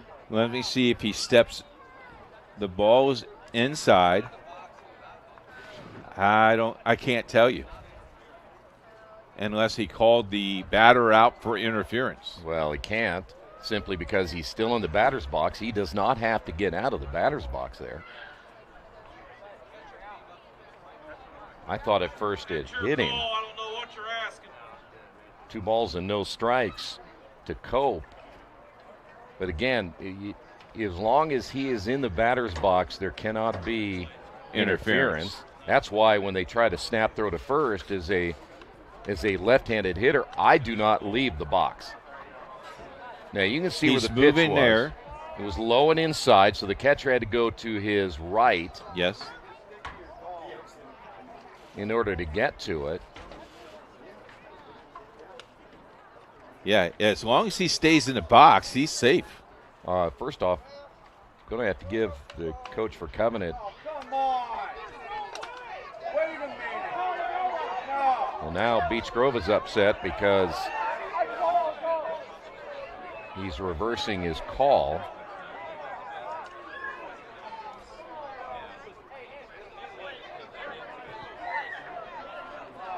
Coach is asking for an explanation.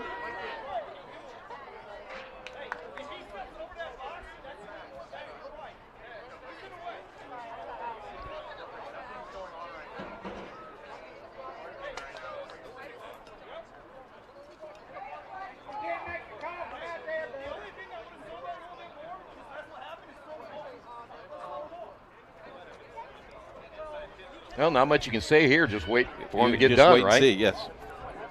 I think it's going to be 2 balls, no strikes, and Gillespie is going to be at second base. Want to thank Morales Group. Our mission is to build better future one story at a time.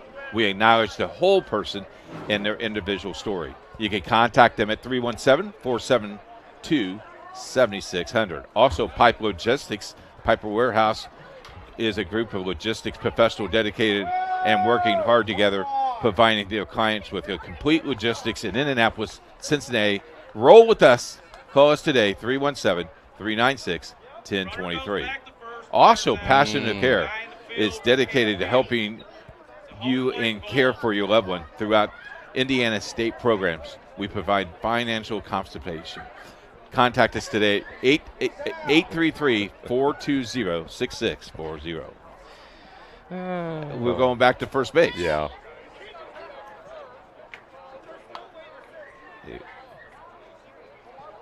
I don't think you can go back to first base, though, can you?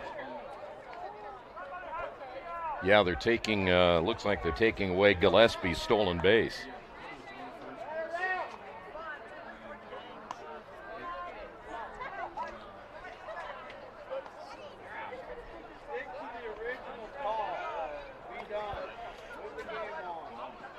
All right, so now the pitcher, Corbett's going to have to sort things out. We'll take a timeout, and we'll be, well, let's keep it here because I think now they just broke up the meeting.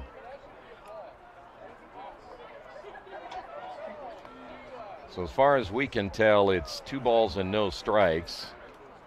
No stolen base there for Gillespie. They'll send him back to first. And you know, I can solve this right now. Just let Gillespie steal again. See if he gets him. Here's what I think happened. I think the umpire felt that he might have interfered. But if he was in the batter's box, it cannot be interference. No. So then he went and asked the second base umpire. He explained that. Gillespie should have got that stolen base. They're going to put him back at first base. And I think you're right. Let's just redo it. They're going to say the count's 1 ball, no strikes, too. So they're going to say no pitch on that last one. We're going to replay the whole play. This is called a mulligan. Okay. You do that a lot when you're playing golf. You know, in volleyball, you put 2 fingers up and let's replay and no one complains. Oh, somebody's complaining. All right, so after all of that, 1 ball, no strikes now to Cope. Gillespie takes off, great jump, pitch way outside, throw down not in time. So we did all that to get right back to where we were before. Yep. All right. And it only took 6 minutes to talk about it.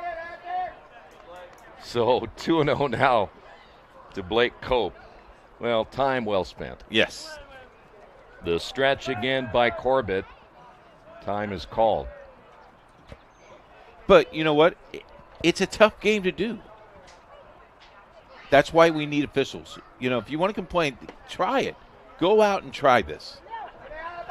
I guarantee if it's not you won't want to do it the second time. 3 balls and no strikes to Cope. Troy Daragowski. But you did it for years, so I can't complain with you. You and I done it enough. That's why we're in the booth. We never miss a call up here. Never lost a game either. Boy, Cope swinging away on 3-0. You want to see a dugout move? There you go. They were all jumping. 6-0 as we play here in the top of inning number 5. Corbett checking the runner at second. Gillespie has a great lead. This is going to be popped up. Smith in left. Gillespie tagging at second, and he dropped it. Tried to one-hand it. It'll be the second error of this half inning. So now runners at first and third.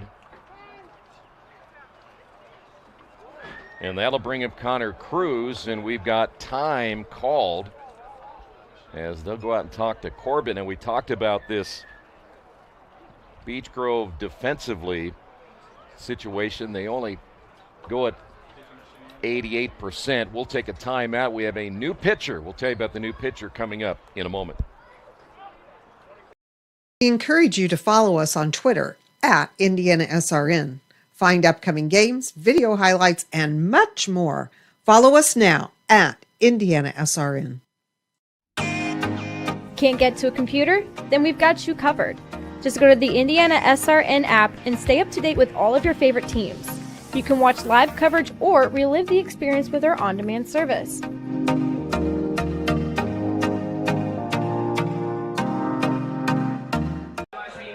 Night.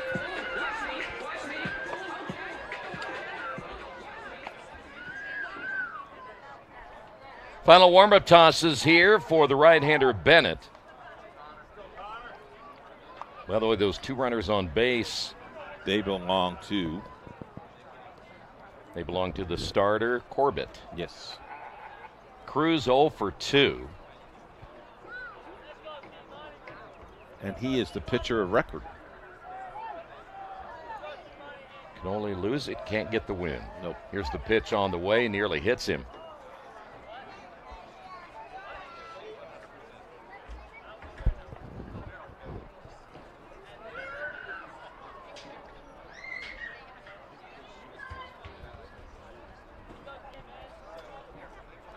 Runner takes off a very delayed steal. That's down the line, and that'll be a fair ball.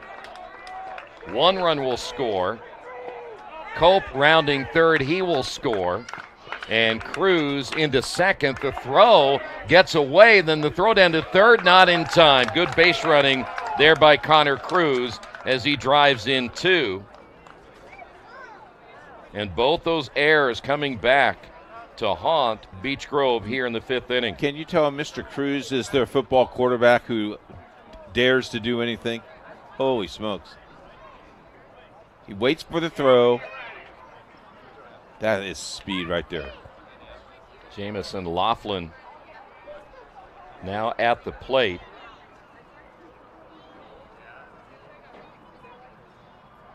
By the way, Bennett has an ERA of 5.25, and that one comes inside, ball 1.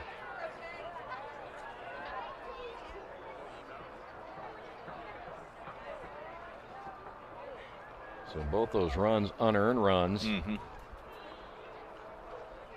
Laughlin back in, the pitch high and inside, 2-0.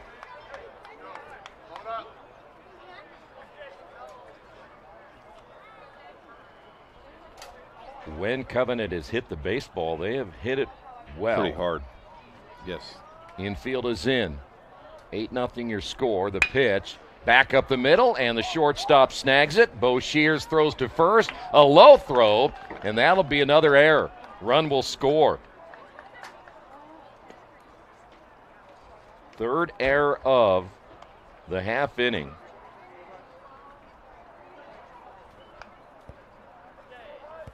And 3 runs across now for Bryce Egan.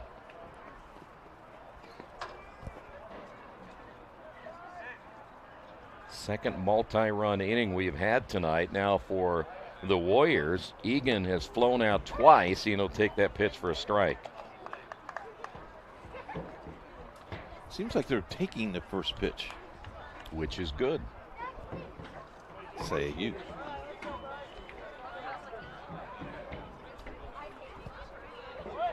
Runner takes off, hit and run. Opposite field base hit for Egan. Laughlin, the big throw to third, and the third baseman, Brown, tried to lay the tag on, and Egan advancing on to second on the throw. Still no outs here in the half inning. Nice piece of hitting there by Egan to get his first hit of the night. That'll bring up Jack Anderson. And we may get a pinch runner here.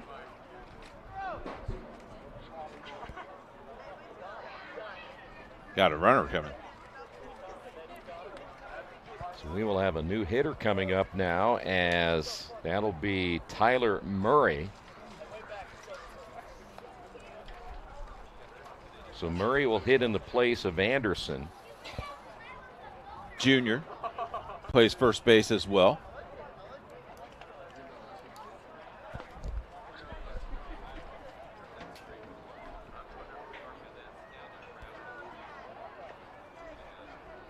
So Murray steps to the plate now with runners at second and third. And no outs.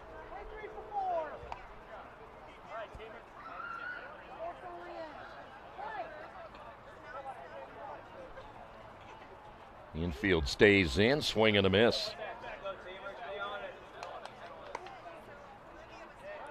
A little bit ahead of that.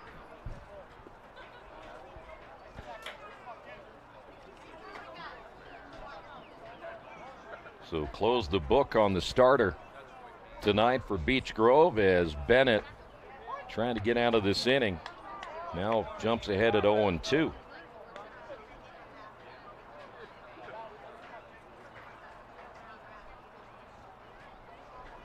Laughlin at third, Egan down at second base. The stretching in by Bennett, and the pitch on the way, hit to the third baseman Brown.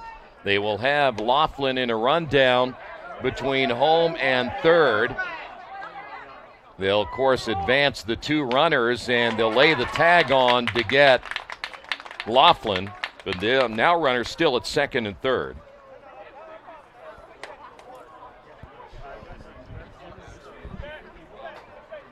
As Murray will advance to second base, and that'll bring up now Henry Boyce.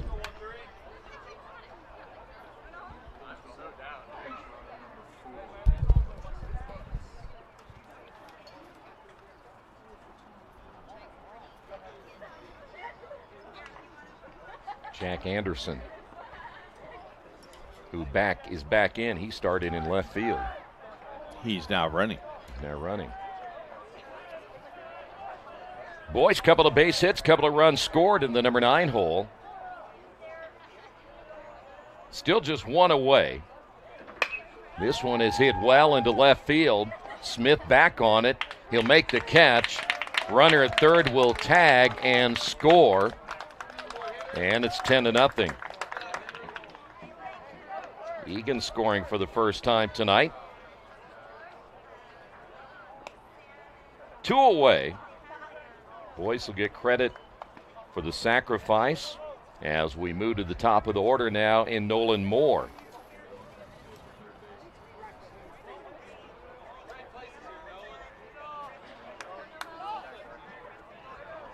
Nolan struck out in the first inning and has done fairly well since then. Yeah, triple and a double. Yeah. And a run scored. And driven in 3 runs. I think that's a pretty good day. Stretch by Bennett. Pitch is inside, and it got him.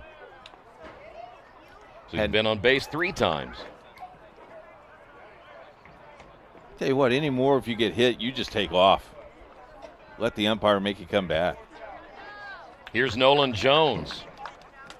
Jones is looking for his first hit of the night. Had a walk back in the third and a run scored. So tonight he's 0 for 2. But now runners at first and second. Off the end of the bat, Bennett throws to first, and they'll get out of the inning, but 9 batters come to the plate. They score 3 more runs. It's now 10-0.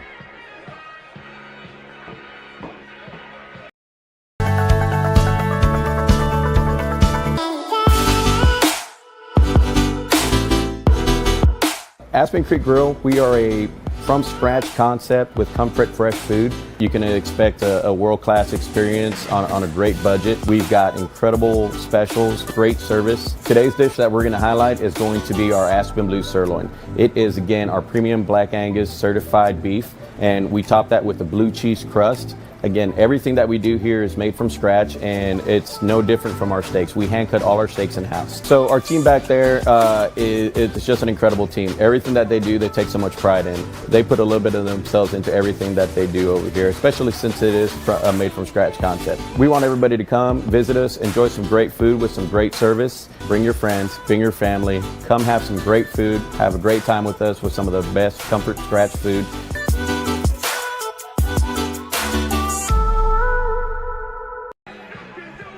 Head to the bottom half of inning number 5 as Corbett looking for a complete game win here tonight.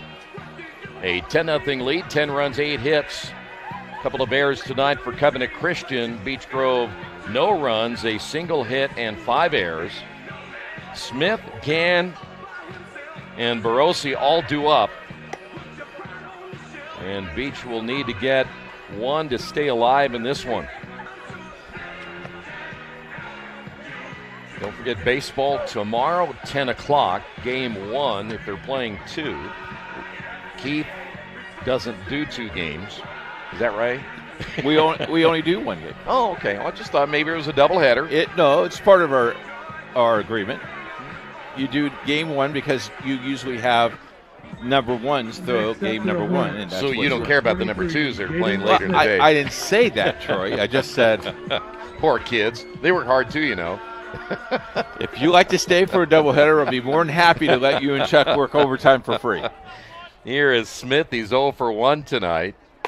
Takes the pitch inside for a ball. But I know you. That I don't work for free? Yeah. 2 balls, no strikes. 7 strikeouts tonight for Corbett. Those all came through the first 3 innings. Just 1 walk, and that was to Bo Shears to lead things off in the 4th. That's outside for ball 3.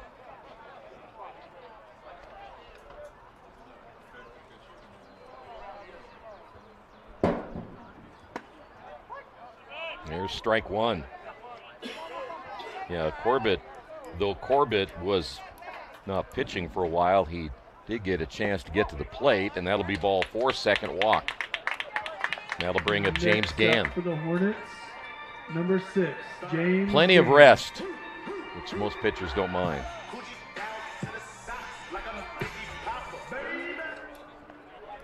Again, a strikeout victim caught looking in the 2nd inning. The Pacers playing tonight? Yes. Okay. 8:30. 8:30? Yes. It's going to be late for you. 8:30? 8:30. Why 8:30? Because it's on primetime TV. That's 8:30? why. 8:30. Do they know I have a game tomorrow morning at 10? I don't think they care. Goodness. Pitch way outside. Did you watch the Fever last night?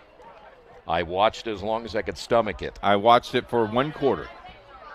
You didn't need to watch much more than that. The stretch and the throw to first. 8:30. Wow. Yes, 8:30. I have to listen. Runner takes off. Pitch is a called strike. Smith will get a stolen base.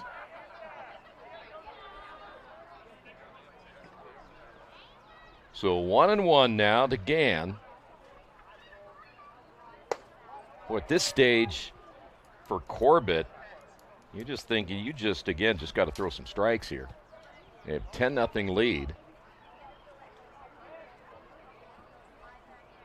The pitch on the way, and he's high everywhere. He's missing the strike zone badly. 3 balls and a strike now to Gann. 2nd straight hitter. He's gone at 3-1. Throw to second, not in time.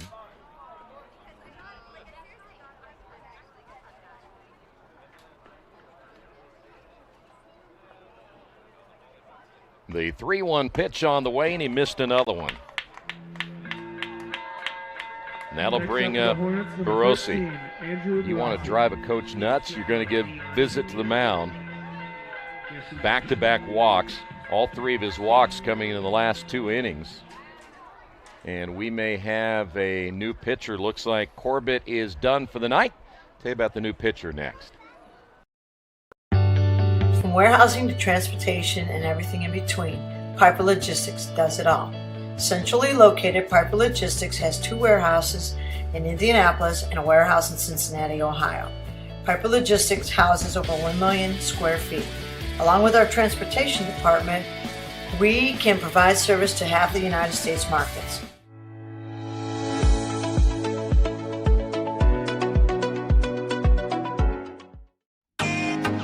Can't get to a computer? Then we've got you covered. Just go to the IndianaSRN app and stay up to date with all of your favorite teams. You can watch live coverage or relive the experience with our on-demand service.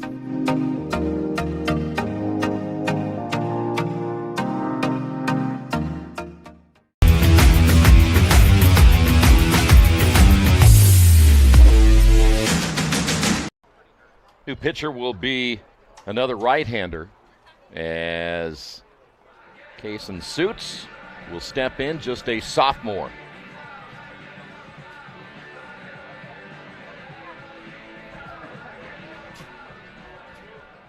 Of course, now runners at first and second.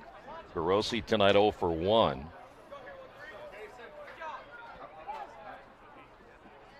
Playing double play deaf. Pitch outside for a ball. Yeah, I think you're right, Troy. You just tell your pitcher to get it over the plate. That's all you got to do. Swing and a miss. Still can't even at 1 ball and 1 strike. Dylan Lee scheduled to hit next. Stretch by Suits, a check of the runner, and the pitch grounded foul.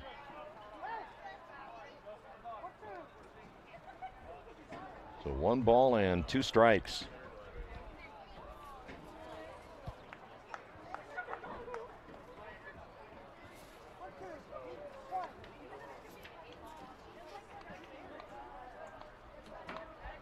Suits will spin and throw to second. Not a big lead that time by Jaden Smith. I thank both coaches, Rondo Kendall from Beech Grove and Chris Stevenson from Covenant Christian.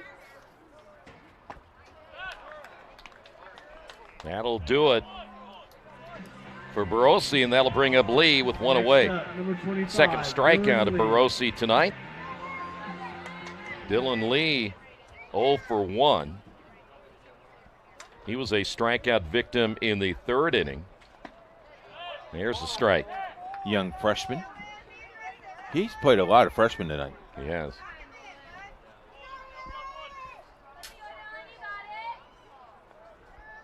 Stretch by Suits and the pitch. Runners take off. The throw down to third, not in time. So Smith able to get a stolen base, and of course, Gann on down to second. Tell you what, that slide was. Thank goodness he hung on to the base. Look at the slide. He overslid, and there's the arm. Infield is in as that pitch is a called strike. 1-2 now to Lee.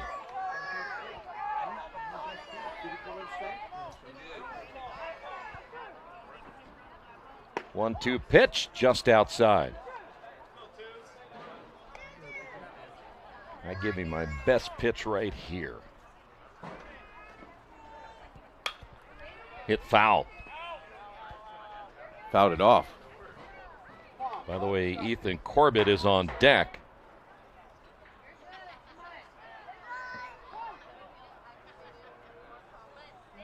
Suits gets the sign, and the pitch is a breaking ball. That's going to be hit into left field for a base hit. That's going to score 2 runs. And both those walks will come back and get Covenant right there. Next up, number 3, Ethan Corbett. So 10-2 your score as Corbett will step up.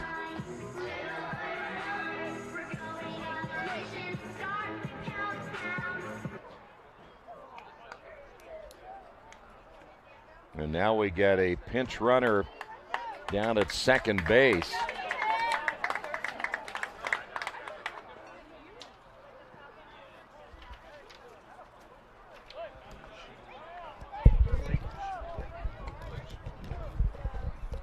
Blake Schmalley is the pinch runner. Blake Schmalley, he is a junior.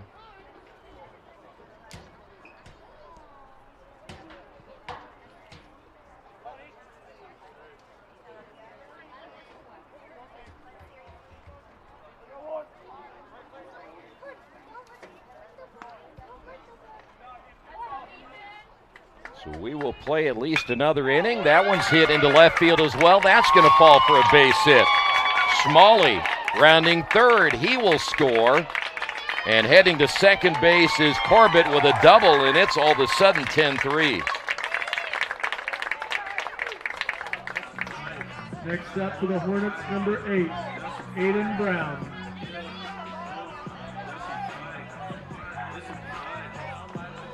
Here's Aiden Brown, top of the order. And we talked about the bottom of the order. Mm-hmm.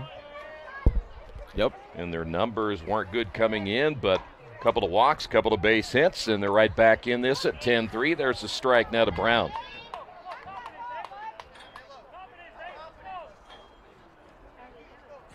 Sometimes players just let up, don't they? Ground ball to third baseman. Boyce will knock it down. The throw to first in time to get the out there as Corbett will stay at second base. And he almost left that one. And that'll bring up Boshears. Up next, number 5, Garen Boshears. 2 away as Boshears walked in the 4th inning. He singled back in the 1st.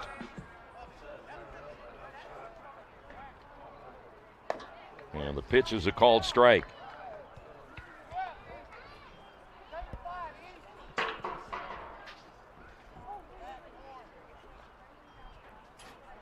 The stretch by Suits and the pitch on the way. This is going to be a fly ball into left field. That's going to fall for a base hit. They will hold Corbett at third. It was a good throw from the outfield. Now runners at first and third. The inning continues. And that'll bring up now Braden Cruz. You got to like this never die Hornet team. And on the other side, you're thinking, boy, Suits, we brought you in to shut it down, and he's having a rough half inning.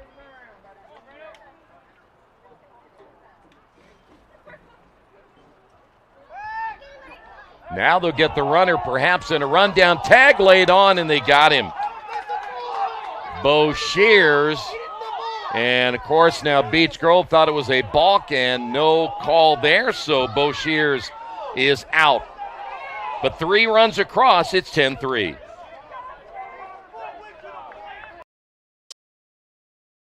At Morales Group Staffing, we are all about building better futures. And during these times, we are working hard to put people to work. We are now hiring for hundreds of jobs with pay up to $17 an hour.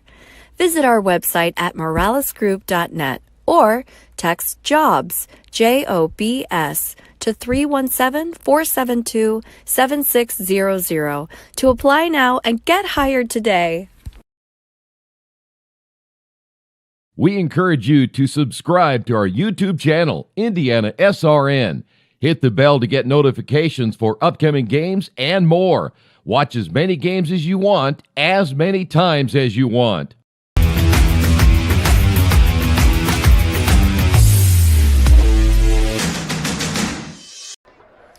Back as we play into the 6th. Double pick here. There's the move. No, that's really close.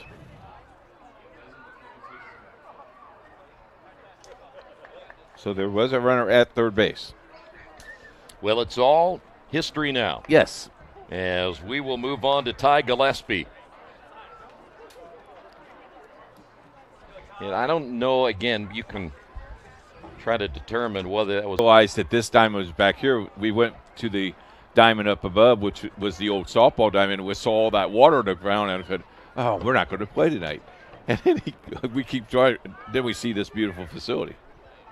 Yeah, you wasn't going to play over there. Here's Connor Cruz, doubled his last time up, scored a run in the 5th inning, one away here in the 6th.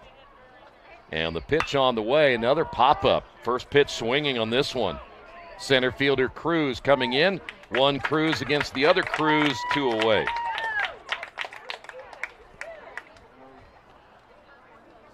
Indianapolis-Scecina has a new diamond as well, all turf as well. I think this conference would probably be all turf before the end of the. Saves a lot of headaches. It does. Laughlin, 0 for 3 tonight. Pitch is low for a ball. ADs love it when they don't have to schedule rainouts. And the coaches like it. They don't have to do field maintenance either. Well, because the AD cut the grass and painted the lines today. The 1-0 pitch. Here's a strike. 1-1 now to Laughlin.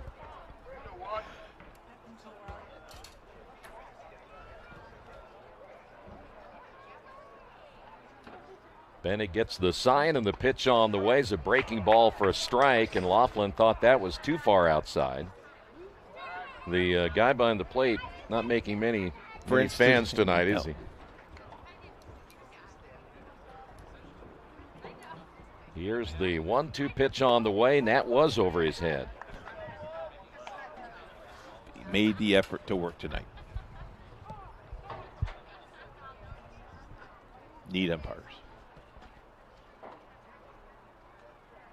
2 away here in the 6th inning. The pitch. That's hit well into left field. Smith is there and will make the catch after the leadoff home run by Gillespie. Next 3 hitters go down easily. We head to the bottom of the 6th, 11-3.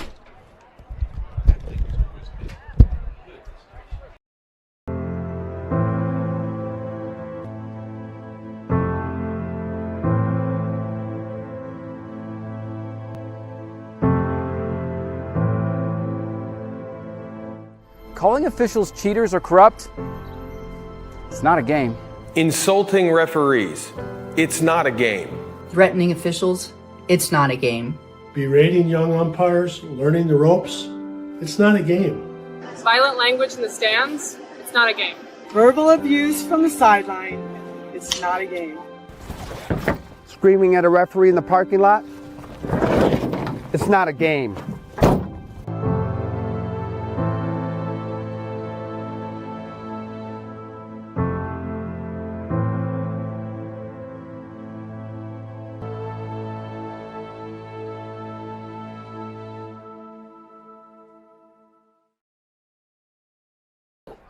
Head to the bottom of inning number 6, 11-3. Your score, it'll be Cruz, McDonald, and Smith all due up.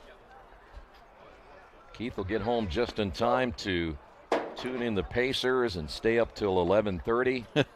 Get up tomorrow morning, be at the ballpark by 7:30. I have a breakfast date tomorrow morning at 7. Guess where we're going? Tam's Sweet and Savory Cafe. You got that right, buddy. Booth number 7. Booth 7. Cruz is 0 for 2 tonight. I wonder if they'll have Sloppy Joes tomorrow morning. I'm sure they will if you ask for them. It's been a while since I've been over there. What, you're over there on Tuesday? Over there on Thursday, usually Wednesday or Thursdays. Pitch on the way, check swing, he went around. Been a busy week, though. Cruz flew out his last time up in the 4th inning. Pitch is outside.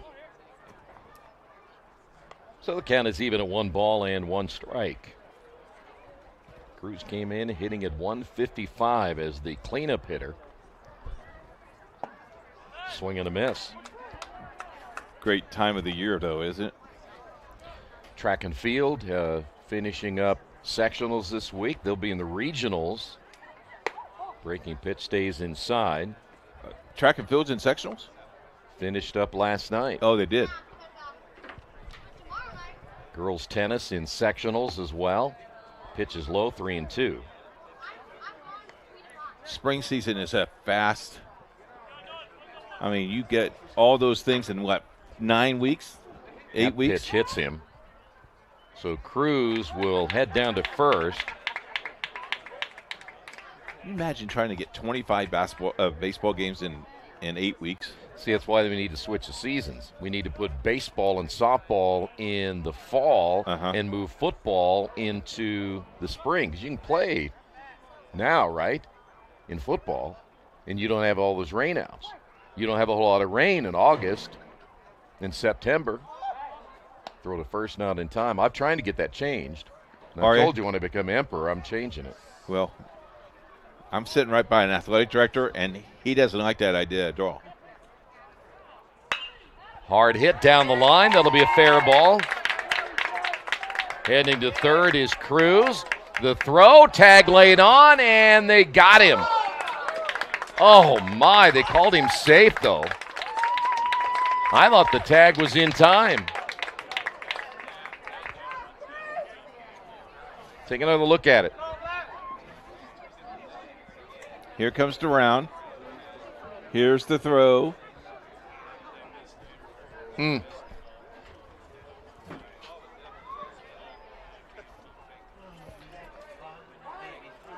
So now runners at first and third will have a visit to the mound.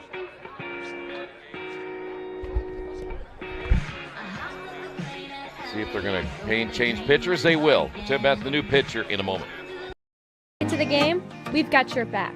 Just go to www.IndianaSRN.org and tune in to all of the live action, or go to our on-demand service and relive your favorite moments.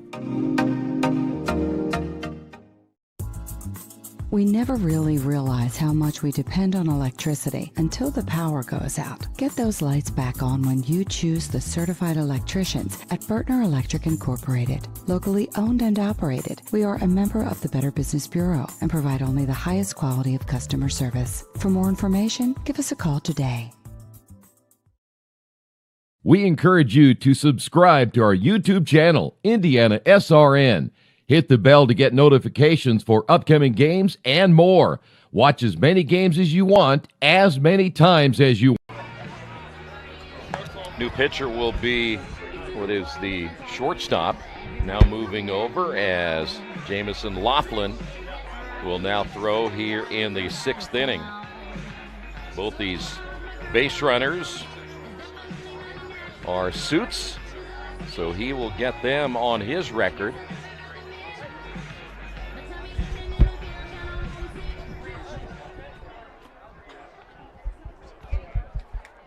Laughlin actually was at second base, not at shortstop, and the new second baseman will be Jack Anderson.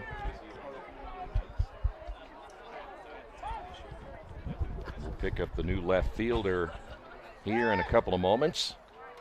That's legal. Yes, it is.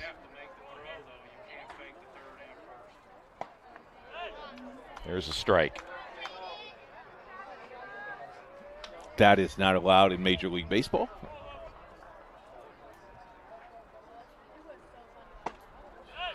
Swing and a miss there by Smith. I don't think this would have been the plan of Coach Stevenson to have three pitchers tonight. Ooh. Pitch, and did that hit him? It did. So now bases are loaded. Wow. Second hit batter in the half inning. That'll bring up Gann. Still no outs. You could bust this open here. By the way, Suits will take over now in left field. And Anderson again moving to second base, popped up right side. Infield fly, batter's out. Oh, everybody converging on this one, and Anderson will squeeze it there.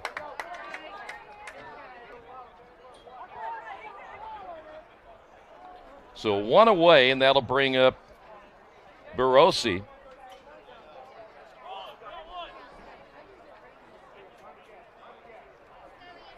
Barossi has struck out twice tonight. Bases loaded again here for Beech Grove, and the pitch is outside. 1 ball, no strikes.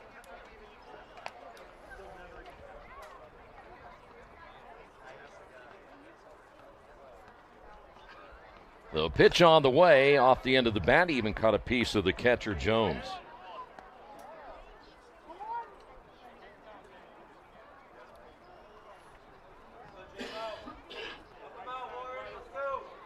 Third pitcher again used tonight by Covenant Christian. Here's the stretch and the pitch, and a good breaking pitch in there for a strike. We call that a yacker. Oh, really? Yes. Why would you say that? Because it's a yacker. There's another one that stays inside. It's got that slow curve to it. Curveball. Yacker. Yacker. Got it. Never heard of it. 2 balls, 2 strikes. That hit him. Ouch. Well, first off, I'm not sure it did, or did it go over his head? I think it went over his head. It didn't hit him at all. No, I think it hit his helmet. No, don't think so. 3 balls, 2 strikes. He got out of the way. I like that. Time call as Laughlin has nowhere to put Barossi here in the 6th inning. And this time he hits him. All right, so 3 hit batters here in the half inning.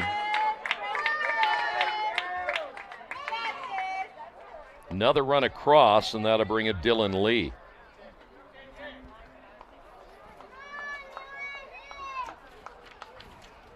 Heading to first base will be Timothy Bellows.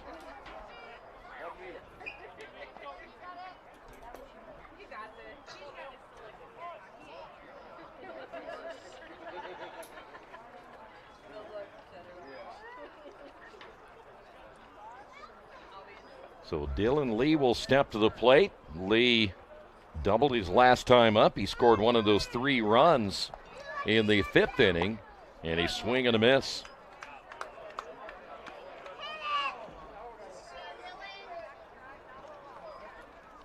All 4 runs coming over the last 2 innings.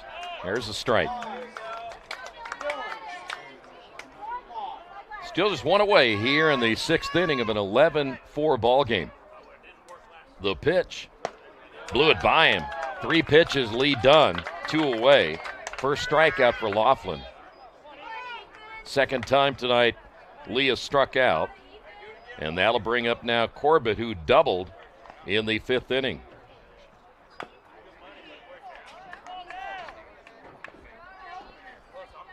Corbett quickly behind at 0-1.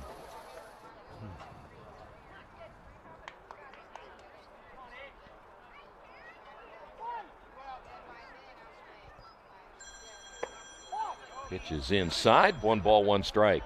Your agent's calling. I know.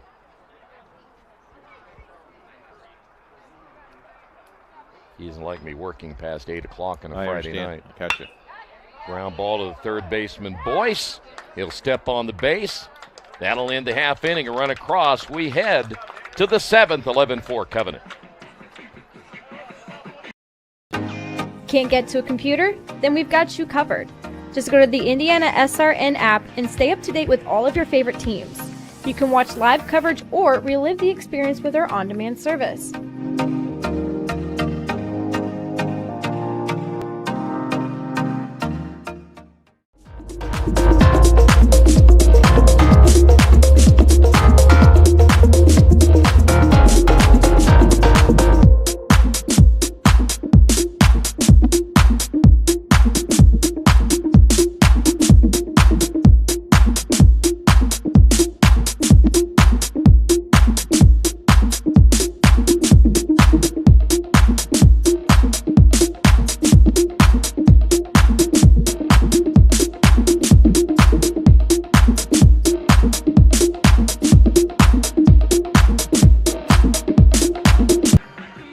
To the 7th. At one time, this was a 10-0 lead for Covenant, but Beech Grove coming back with 4 runs in the 5th and 6th innings, and so it's 11-4.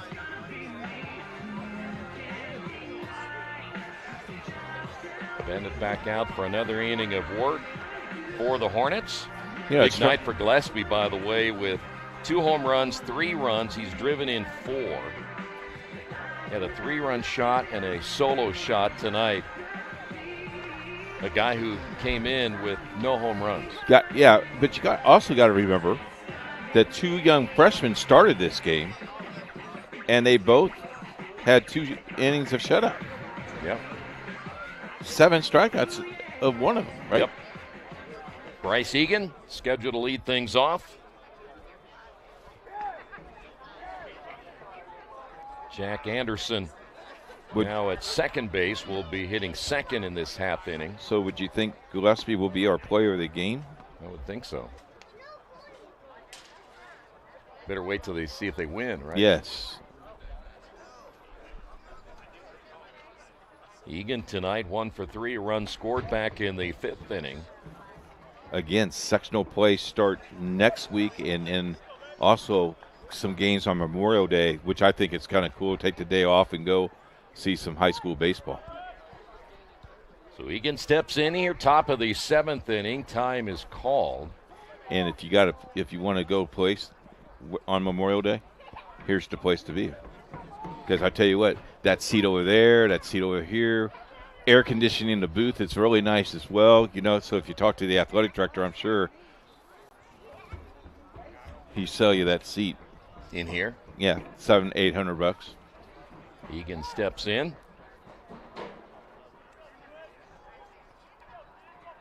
And the first pitch of this 7th inning is hit down the line. Back on it is Smith, and another home run. Holy smokes. Egan, his first. Is that their 3rd home run of the night? That is their 3rd home run of the night. First pitch hitting. And that's the freshman. Yes. A 171 hitter.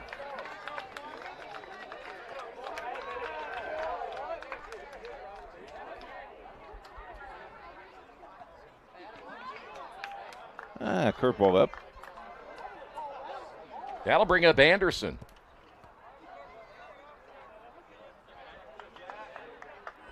Well, I don't remember the last time we did a high school game where we've had 3 home runs by one team. So Anderson steps in. Well, I know 2-3 years ago, Park Tudor Heritage Christian sectional, there was 6 home runs hit in that afternoon session. Ball just flies out of the ballpark. The 1-0 pitch on the way is low, 2-0. This Beech Grove team plays Park Tudor, I think, in regular season. Check that, they do not.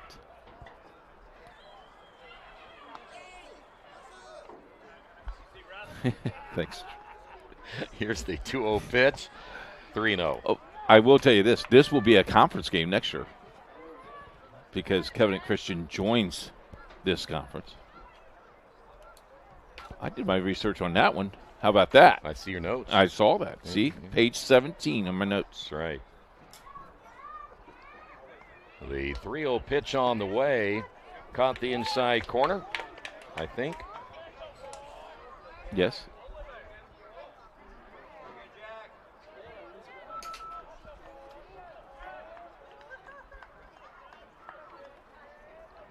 Now the 3-1 pitch on the way, grounded to the third baseman, and he bobbles it. Brown commits the error. Brown has had a tough night down at third, so they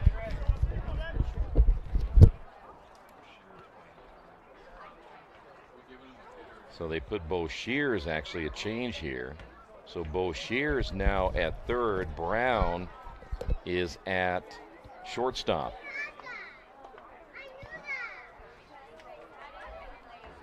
There's a breaking pitch in there as Boyce will step in. He has had a pretty good night. Couple of base hits, couple of runs scored, even had a sacrifice fly back in the 5th inning. So again, that was an error on the third baseman, Bo Shears, not Brown. Runner takes off, swing and a miss. Throw down to second, not in time.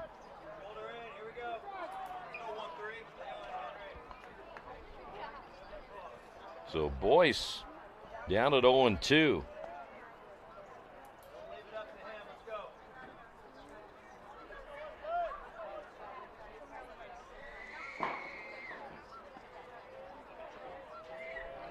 The pitch on the way is hit foul. And we'll stay at 0-2. You see the stolen base. Another great jump at first base by Anderson.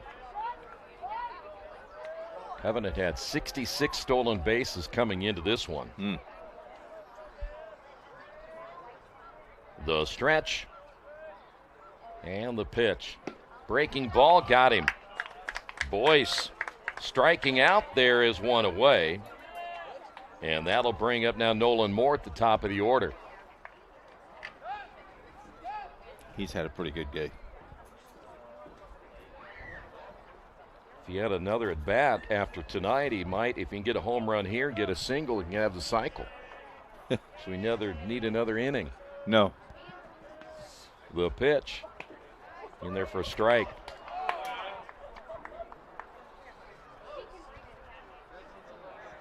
Love an umpire with a liberal strike zone. Get it way out there. If I'm Bennett, I go right back there again. Yep. Catcher's calling it up there. Yeah, he's calling for a high pitch. Yep. 1 ball, 1 strike.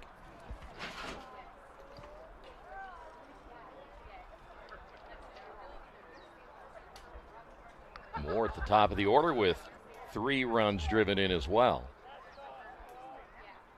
He and Gillespie, 7 combined RBI. This is popped up left side.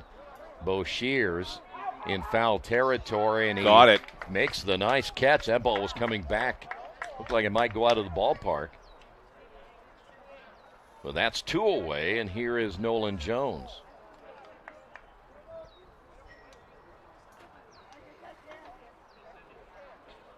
Jones still looking for his first hit of the night. Had a walk and a run scored back in the 3rd.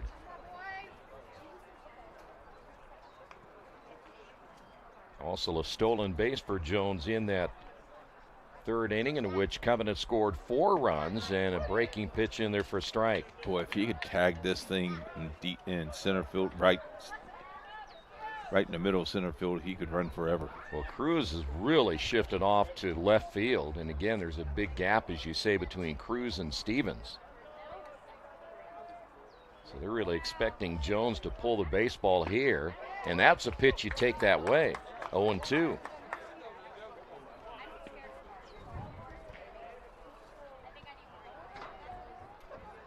Pass ball up here. You can see the big gap there in center field. Center to right. The pitch. Swing and a miss. Got Jones on the inside. 2 strikeouts in the half inning, but Egan hits the home run. We hit at the bottom of the 7th. Covenant leads at 12-4.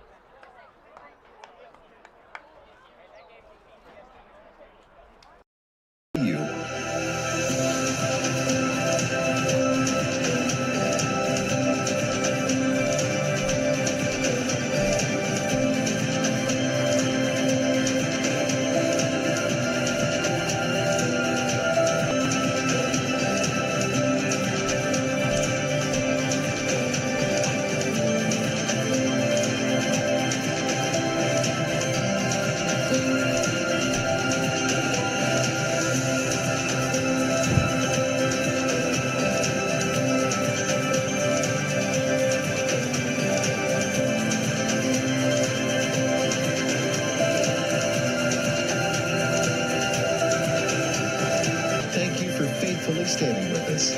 You are truly making a difference in the lives of our neighbors in need.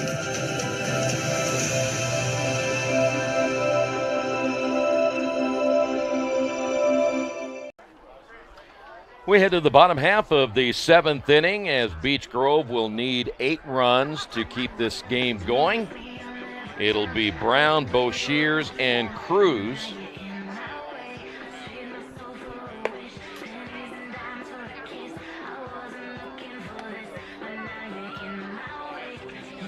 Brown is 0 for 3 tonight. This will be his first look at Laughlin, who came in the 6th inning.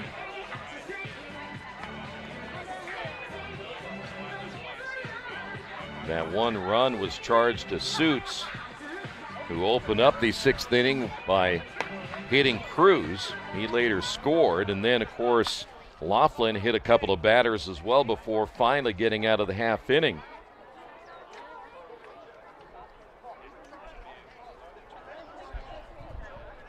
So here is Aiden Brown.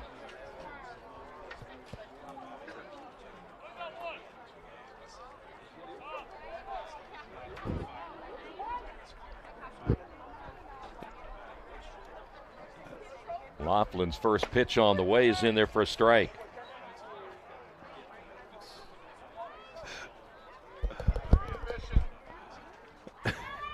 Laughlin working from the stretch, and the pitch on the way, another strike. 0-2 now to Brown.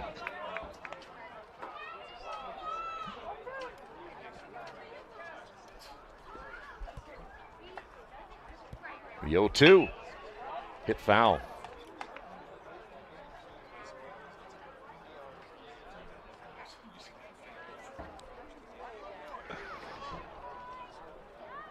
Brown struck out in the first inning, struck out in the third, grounded out in the fifth, and the pitch is low and inside for a ball.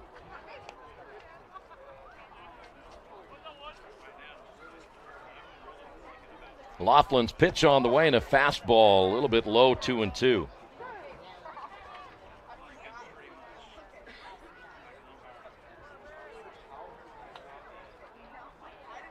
Break-even pitch on the way, grounded foul. Okay, got to give Coach another error tonight. Got to stay down on the ball. It was the late jump he got. Yeah. 2 balls, 2 strikes here in the bottom of the 7th inning. They were pretty happy to see us come in today.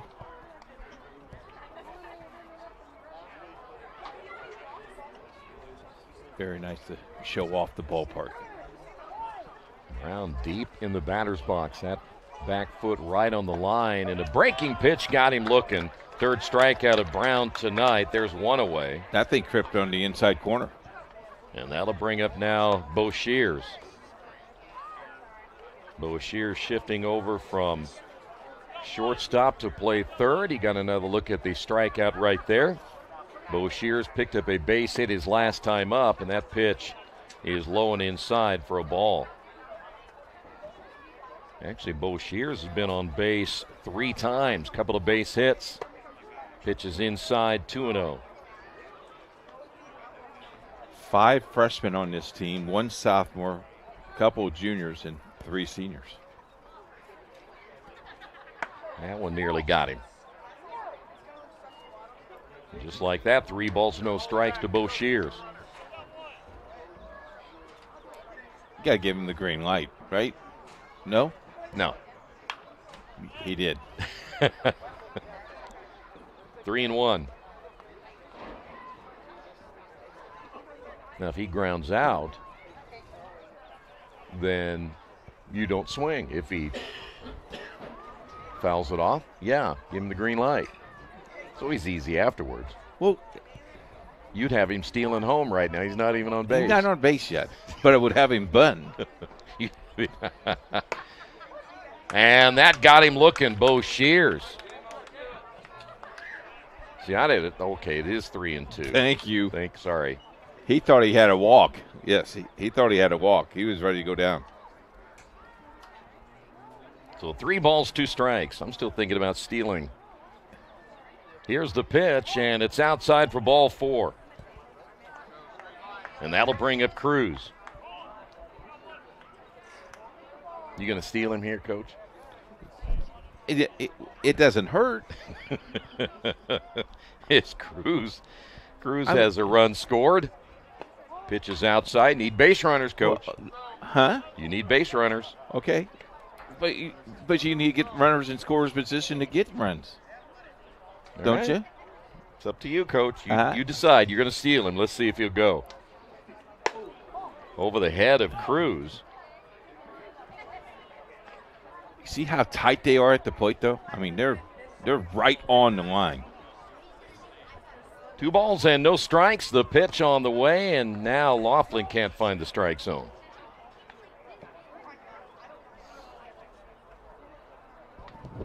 So 3-0. You let him hit? You might as well. Okay, thank you. 3-0 pitch. Ball four. Ball four. This is what got him in trouble last time. It's what gets all pitchers in trouble. Walks. Here's McDonald. Here comes the manager. It's not a mystery. You just, and we talked about this all season long, if you're going to keep throwing balls the way that you do, you're going to be in trouble. We've got another pitching change. Tell you about the new pitcher in a moment.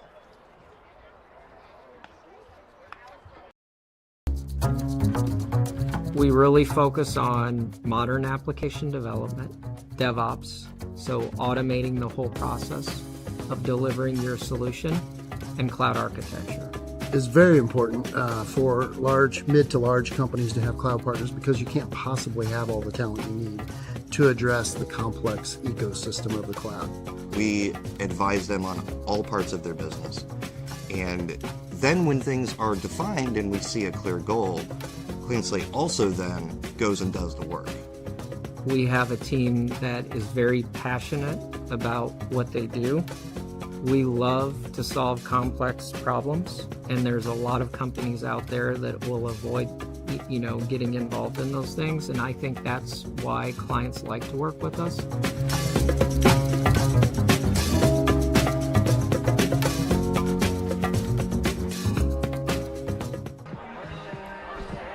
Well, we have 2 runners on base, 1 out, and now Weston Laughlin will come in.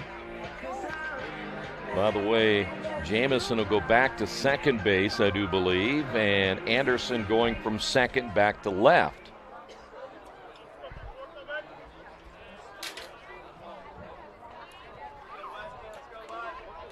This is McDonald.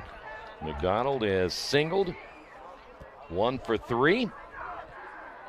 And Weston Laughlin's first pitch is hit foul.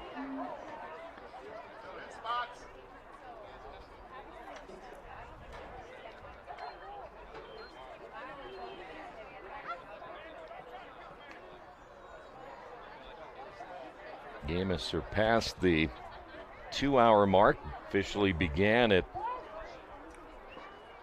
5:53. Next pitch on the way is a breaking ball swung on and missed.